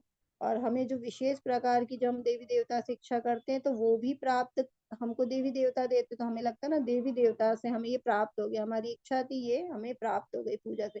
लेकिन हम गीता में, भगवत गीता में ये विशेष रूप से भगवान ने बताया कि जो भी देवी देवता, हमें जो भी चीज हमसे हमें प्राप्त होती है, उसके लिए भगवान ही उसको एग्री करते हैं। पहले पहले भगवान उसकी सहमति कर देते हैं कि ये इसको, जीवात्मा को ये चीज प्राप्त दे दी जाए ना, प्राप्त कर दी जाए, तब ही वो चीज हमें देवी देवता से प्राप्त होती है। तो क्योंकि देवी देवता क्या, भगवान की, भगवान के अंडर में कार्य करते हैं, तो जो भी हम कुछ देवी देवता से भी मिलता है, जैसे अगर मान लो अगर हमें प्रधानमंत्री, है ना, से कुछ चाहिए तो हम सोचेंगे पहले जो नेता है उनको हम मनाए, है ना, उनको हम घूस दें या उनसे हम कैसे भी उनको प्रसन्न करें। तो जब भगवान कह रहे कि डायरेक्ट मुझसे भी मांग सकते हो ना, भगवान की हम डायरेक्ट भक्ति करके, तो इस प्रकार हम किसी को भी मना के हम डायरेक्ट भक्ति कर सकते हैं। और अगर कोई डायरेक्ट प्रधानमंत्री से मिलेगा तो फिर ये जो, अगर मान लो भगवान मतलब प्रधानमंत्री से पहचान है तो वो डायरेक्ट ही मिलेगा ना, वो जो नेता है, छोटे नेता है या जिसके थ्रू लोग जाते हैं, तो वो उनसे क्यों मिलेगा, है ना। इसलिए भगवान की अगर हम भक्ति करेंगे तो भगवान से हमारी डायरेक्ट पहचान है, हम डायरेक्ट भक्ति करके भगवान की पूजा कर सकते हैं और हम डायरेक्ट ही भगवान से मिल सकते हैं। तो अब भगवान क्या बोल रहे हैं, बुद्धिहीन मनुष्य मुझको ठीक से ना जानने के कारण सोचते हैं कि मैं भगवान कृष्ण पहले निराकार था और अब मैंने इस स्वरूप को धारण किया। वे अपने अल्प ज्ञान के कारण मेरे अविनाशी तथा सर्वोच्च प्रकृति को नहीं जान पाते। तो भगवान ने अभी कुछ ऐसे लोगों की बात की जो उनके पास नहीं आते, फिर ऐसे लोगों की बात की जो उनकी शरण में आते हैं, फिर क्या बोले, कुछ ऐसे भी लोग हैं जो देवी देवताओं के थ्रू उनके पास आते हैं ना, देवी देवता को मना के उनकी पूजा करके मेरे पास आते हैं। अब भगवान ऐसे लोगों के बारे में बता रहे हैं जो बिल्कुल ही बुद्धिहीन है। वो क्या समझते हैं, भगवान क्या कह रहे हैं, अबुद्ध्या, अबुद्ध्या, अबुद्ध्या मतलब बिल्कुल ही बुद्धिहीन है, मतलब उनके पास, वो मुझे क्या समझते हैं, निराकार, कि मेरा कोई ही स्वरूप नहीं है। अभी हम देखते हैं ना बहुत सारे लोग भगवान को बिंदु रूप में, ज्योति रूप में मानते हैं, लेकिन भगवान ने बोला ब्राह्मणों ही प्रतिष्ठा हम। तो भगवान आगे के अध्याय में बताएंगे जो निराकार से ये ज्योति, जो लोग कहते हैं ना एक ज्योति, एक बिंदु रूप में देखो, एक ज्योति के रूप में, तो वो निराकार का आश्रय भी मैं हूँ। क्योंकि किसी भी चीज को निराकार का आश्रय जब ही होता है जब उसका कोई आकार हो, तभी वो निराकार। तो भगवान ने, और हम आगे भी पढ़ेंगे जिसमें भगवान कहते हैं निराकार और आकार दोनों ही मैं हूँ, लेकिन लोग मुझे ज्यादातर जो निराकार जानते वो बुद्धिहीन होते, क्योंकि भगवान का इतना सुंदर स्वरूप है। हम देखते हैं ना भगवान मंदिरों में। और अब अगर मान लो कोई निराकार मानता है तो फिर राम कृष्ण को कैसे मान सकता है, क्योंकि भगवान तो सशरीर आके फिर उन्होंने लीलाएं करी है, तो जब वो लीलाएं को नहीं मानेगा, क्योंकि जब शरीर को नहीं माना तो लीलाएं कैसे होगी। तो कई जो भगवान ऐसे लोगों को क्या बोल रहे हैं कि वो बहुत ही बुद्धिहीन है, कि वो जो मेरे को निराकार मानते हैं, लेकिन वो अपने अज्ञानी, है ना, अज्ञान के कारण वो नहीं जान पाते कि मैं भी साकार हूँ और मैं अविनाशी हूँ, और सर्वोच्च प्रकृति को मेरी नहीं जानते, मेरी शक्तियों को वो नहीं जानते हैं। अब आगे भगवान क्या कहते हैं, मैं मूर्खों तथा अल्पज्ञों के लिए कभी भी प्रकट नहीं होता, उनके लिए तो मैं अपनी अंतरंगा शक्ति द्वारा आच्छादित रहता हूँ, अतः वे यह नहीं जान पाते कि मैं अजन्मा तथा अविनाशी हूँ। तो भगवान ने ऐसे मूर्खों के लिए क्या बोला, जो बुद्धिहीन है और जो भगवान को निराकार मानते हैं, उनके लिए भगवान कह रहे हैं कि ऐसे जो मूर्ख होते हैं, जो अल्प ज्ञानी होते हैं, उनके सामने मैं कभी भी प्रकट नहीं होता। अगर वो मुझे निराकार मानते हैं तो मैं अपनी शक्ति से अपने आप को अच्छा देता ना, भगवान की अंतरंगा शक्ति से भगवान प्रकट होते हैं। भगवान की शक्ति अंतरंगा शक्ति, तो भगवान उससे अपने आप को ढक लेते हैं। और वो कभी भी उनके सामने प्रकट नहीं होना चाहते, क्योंकि जब वो जानना ही नहीं चाहते, क्योंकि हमारी इच्छा ही हमें भगवान की तरफ लेके जाती है। अगर किसी व्यक्ति की अंदर इच्छा ही नहीं है भगवान को जानने की, तो वो कभी भी भगवान तक नहीं पहुंचेगा, क्योंकि भगवान ने यह स्पष्ट रूप से कहा कि ऐसे मूर्खों के लिए मैं कभी भी प्रकट नहीं होता हूँ, जबकि मैं अजन्मा हूँ और अविनाशी हूँ। तो भगवान को इसलिए भगवान अजन्मा और अविनाशी है। वो वही लोग जान पाते हैं जो भगवान की को जानने की इच्छा रखते हैं। जो नई इच्छा रखते हैं उनके सामने भगवान कभी प्रकट नहीं होते। हे अर्जुन, श्री भगवान होने के नाते मैं जो कुछ भूतकाल में घटित हो रहा हूँ, जो वर्तमान में घटित हो रहा हूँ और जो आगे होने वाला है, सब कुछ जानता हूँ। मैं समस्त जीवों को भी जानता हूँ, किंतु मुझे कोई नहीं जानता है। तो यहाँ भगवान ने स्पष्ट रूप से बोला कि मैं सबको जानता हूँ, क्योंकि भगवान हमारा भूत भी जानते हैं, भूत में पहले क्या बीत चुका है और क्या आने वाला है, सब कुछ जानते हैं। और जो हमारे साथ आज हो रहा है वो भी जानते हैं ना। भगवान ने दूसरे अध्याय में कहा था, ना त्वेवाहम जातु नासम ना त्वम नेमे जनाधिपाः ना चैव ना भविष्यामः सर्वे वयम ततः परम। मतलब भगवान अर्जुन को क्या बोलते हैं कि तुम्हारा जन्म पहले भी हुआ था, और लेकिन तुम्हें कुछ भी याद नहीं है ना पुराने जन्म का, लेकिन मैं तुम्हारे सब कुछ जानता हूँ, है ना। हमें तो ये भी याद नहीं रहता कि कल हमने क्या खाया था, या अगर बोले एक सप्ताह पहले हमने क्या खाया, तो हम लोग को तो ये भी याद नहीं रहता। लेकिन भगवान सब कुछ जानने वाले, सब कुछ उन्हें याद रहता, और हमारे भविष्य में क्या होने वाला उससे भी हम लोग अनभिज्ञ रहते हैं। लेकिन हमारे भविष्य में हमारे साथ क्या होने वाला ये भी भगवान जानते। कई बार होता है ना, हमें जो मिलता है हम सोचते हैं कि ये हमें नहीं चाहिए था ना, लेकिन जब आगे, जब फ्यूचर में, क्योंकि हम फ्यूचर नहीं जानते, जब फिर हम आगे हमारे साथ कुछ ऐसा होता है, तब हम इस चीज को बोलते हैं कि हाँ ये हमको इसलिए प्राप्त हुआ था ताकि हम यहाँ तक पहुंच सके। तो हमें बाद में उसकी वैल्यू समझ में आती। क्यों भगवान ने हमको पहले वो दिया? क्योंकि भगवान हमारा भविष्य जानते हैं कि हमें किस चीज की आवश्यकता होगी, तो इसलिए वो हमें उस हिसाब से ही हमारे जीवन को मोड़ते हैं। तो भगवान ने स्पष्ट कहा, ना हम प्रकाशा सर्वस्व, जो ऐसे मूर्खों के लिए मैं अपने आप को कभी भी उनके सामने अपने आप को प्रकट नहीं करता हूँ। ठीक है, अब हम आगे जाते हैं। अब ये बहुत सुंदर श्लोक है। तेषां त्वन्तगतं पापं जनानां पुण्य कर्मणां त्वे द्वंद्व मोह निर्मुक्ता भजन्ते मां दृढ़व्रताः। अब भगवान ऐसे लोगों के लिए बोले जिन मनुष्यों ने पूर्व जन्मों में तथा इस जन्म में पुण्य कर्म किए हैं, और जिनके पाप कर्मों का पूर्णतः उच्छेदन हो चुका है, वे मोह के द्वंद्वों से मुक्त हो चुके हैं, और वे संकल्प पूर्वक मेरी सेवा में तत्पर होते हैं।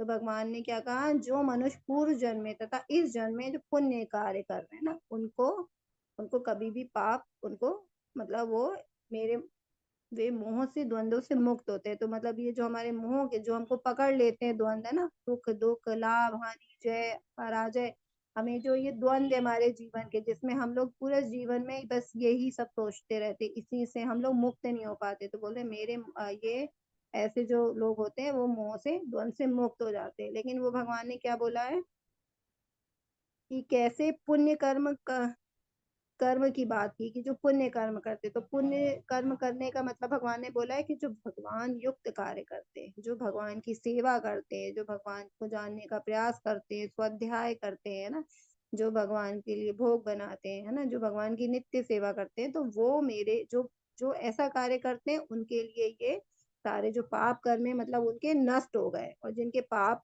कर्म सारे नष्ट हो चुके हैं, वो पुराने जन्म के और इस जन्म में जो भी वो पाप कर रहे हैं वो सब नष्ट हो चुके हैं, और वो सारे द्वंद्वों से भी मुक्त हो सके। और वो क्या, दृढ़ से, है ना, दृढ़ व्रता, जो दृढ़ संकल्प से वो मेरी सेवा में तत्पर लगे हुए, ऐसे लोगों को सारे पाप, ऐसे लोगों का सारे पाप नष्ट हो जाता है।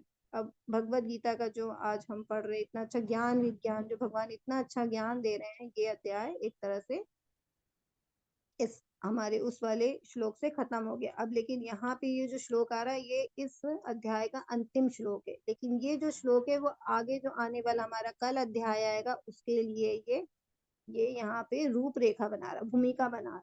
तो भगवान इसमें क्या बोला है, साधिभूताधिदेवं मां साधियज्ञं च ये विदुः प्रयाण काले च मां ते विदुर्युक्त चेतसाः।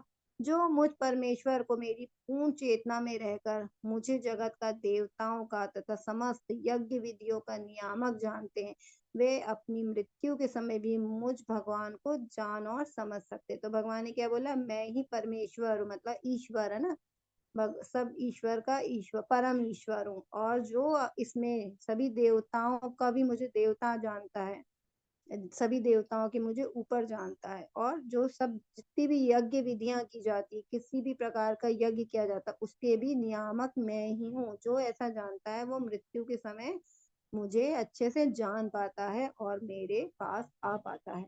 तो अब यहाँ पे भगवान ने अंतिम श्लोक में अर्जुन को ऐसा कहा है। तो अब यहाँ पे अर्जुन के प्रश्न कुछ उत्पन्न होंगे, ये हम अब कल के अध्याय में 8 में जानेंगे। तो मतलब ये जो वाला श्लोक में हम जाने कि ये 8वें अध्याय का प्रारंभ है, यहीं से प्रारंभ होगा। तो ये आगे के अध्याय की भूमिका बांध रहा है। इस प्रकार हमारा आज का ज्ञान विज्ञान योग अध्याय पूर्ण हुआ। इसके बारे में हम जानेंगे प्रभुपाद जी के शब्द।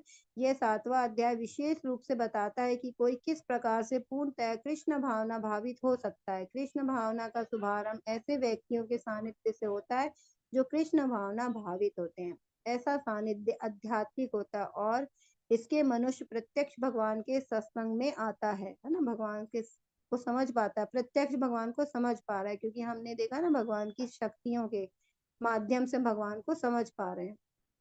और भगवत कृपा से यह कृष्ण को भगवान समझ सकता है।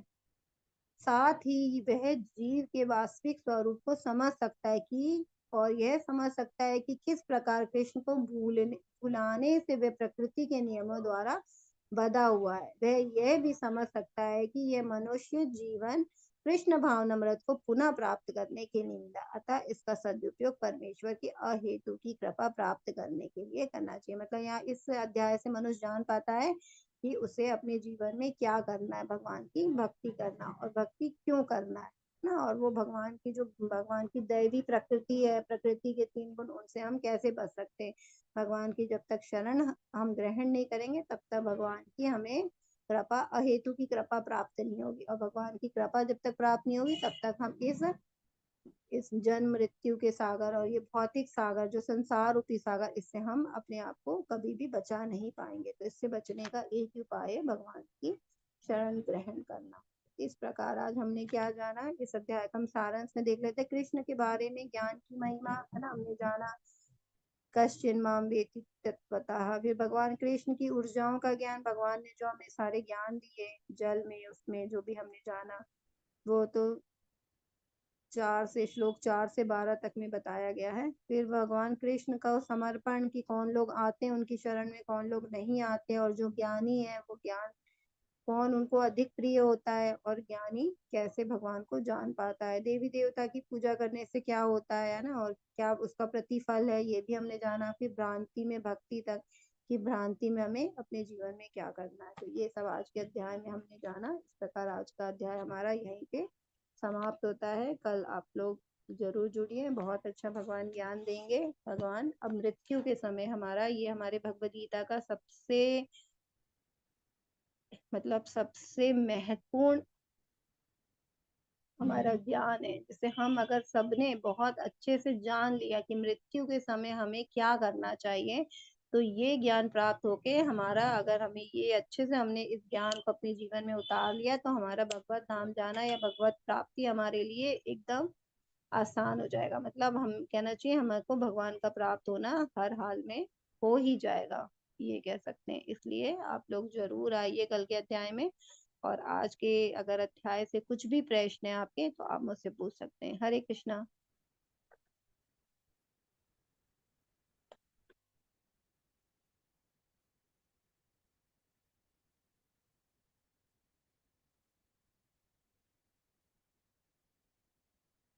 हरे कृष्णा। किसी को प्रश्न है तो हैंड रेस करके आप लोग प्रश्न पूछ सकते हैं। वैसे तो काफी डिटेल में हमने जान लिया, ये वैसे भी मुझे बहुत पसंद है ये अध्याय तो शायद मैंने आज समय भी ज्यादा ले लिया, इसके लिए मैं क्षमा प्रार्थी हूँ। हरे कृष्णा जी। माता शिव जी प्रभु क्वेश्चन है। माता जी हरे कृष्णा। जी प्रभु जी। हरे कृष्णा माता जी आज के ये चैप्टर का ये टॉपिक है ज्ञान और विज्ञान। जी। यहाँ विज्ञान में थोड़ा सा ये माता जी विस्तार से बताइए, विज्ञान मतलब ये आजकल का जो विज्ञान है, जैसे कल जो है ये आपका सैटेलाइट सूर्य के आगे जो है खड़ा हुआ, वो विज्ञान में नहीं काउंट होगा वो? प्रभु जी वो भी विज्ञान यहीं से आता है ना, भगवान से। अगर हम लोग वैज्ञानिक लोग अणु परमाणु की बात करते हैं ना, कि हर चीज अणु और परमाणु से उत्पन्न होती है ना, आपने भी विज्ञान पढ़ा होगा तो जाना होगा। तो अणु कहाँ से आता? परमाणु। क्या अणु परमाणु भगवान ही है ना। तो स्टार्टिंग अगर जब भी वैज्ञानिक लोग सब कुछ पढ़ाते हैं, सब कुछ बोलते हैं, हमें ये कहाँ से मिलता? भौतिक प्रकृति से मिलता है ना। सारे एलिमेंट्स उनका पूरा चार्ट बना हुआ है, ये सब कहाँ से मिलता है? हमें प्रकृति से मिलता है। लेकिन प्रकृति कहाँ से आती है वो तो बताते ही नहीं है। मेन चीज कहाँ से आ रही है? सब कुछ भगवान से आ रहा है। अगर हमें यही भौतिक प्रकृति से प्राप्त हो रहा, तभी भगवान ने कहा ना कि मैं सारी सुख सुविधाओं को देता हूँ। जब जीवात्मा को भेजता हूँ तो अपरा प्रकृति, ये भौतिक संसार किसने बनाया? भगवान ने बनाया।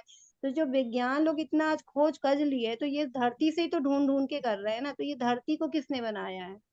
भगवान ने बनाया। तो विज्ञानी लोग बस यही कनेक्ट नहीं करते। अगर उन लोग अपने आप को भगवान से कनेक्ट कर ले, जितने वैज्ञानिक हैं वो बहुत ही कम आप देखे होंगे जो भगवान को मानते हैं। तो वो सब कुछ मानते हैं, वो विज्ञान को मानते हैं, है ना। लेकिन वो अगर वो सब कुछ को कनेक्ट कर ले कि सब कुछ हमको देने वाला भगवान है, ये धरती से प्राप्त हुआ, ये धरती भगवान ने बनाई, तो अगर वो इतना ही अपने आप को भगवान से जोड़ ले, तो वही तो उनका विज्ञान परिपूर्ण हो जाएगा ना प्रभु।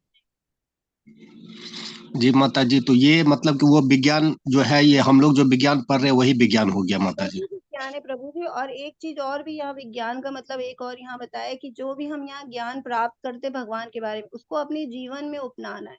जैसे अभी मैंने बोला, अगर वैज्ञानिक भी ये समझ जाएंगे कि ये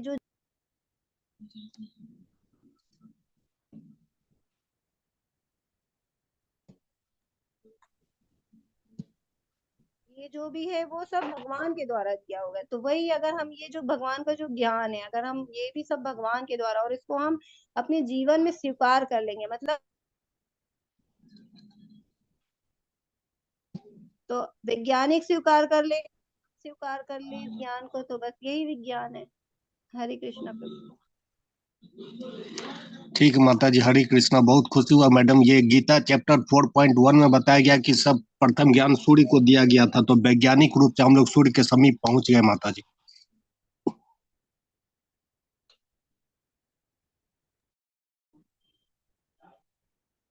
ठीक है प्रभु जी।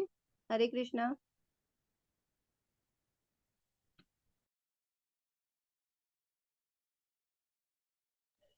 हरे कृष्ण माता जी। कोई प्रश्न नहीं है माता जी।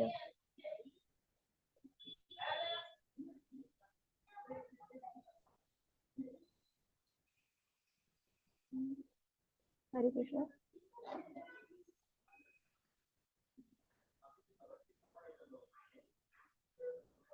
अगर किसी का कोई क्वेश्चन है तो प्लीज हैंड रेज कर सकते हैं।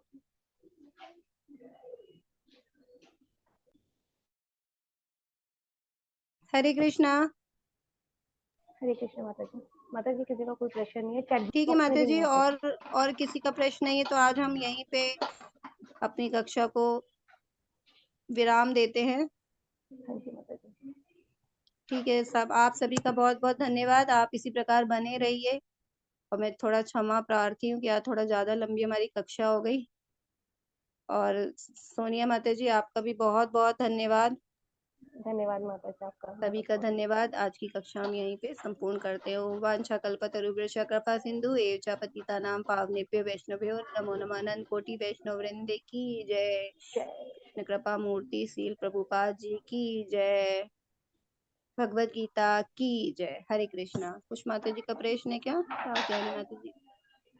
धन्यवाद माता जी, आप लोग ऐसे बने रहिए। आप लोग इतने अच्छे भक्त हैं कि मुझे कुछ भी टॉपिक छोड़ने की इच्छा नहीं हो रही। लग रहा है कि मैं भी एक स्टूडेंट हूँ, लेकिन जितना मेरा अभी तक मैं ग्रहण कर पाई हूँ, मुझे लगता है सब कुछ मैं आप लोग को दे सकूं। बस मेरी कोशिश यही है, और मुझसे कुछ भूल चूक होती तो मुझे क्षमा करिएगा। आप नहीं लोग इसी माता जी, तरह बने रहिए। बहुत आपसे बहुत खुशी बहुत कुछ होती है सीखने आप को लोग मिल को रहा देख है। के। आप लोग आइए क्लास में। हरे कृष्णा। सभी को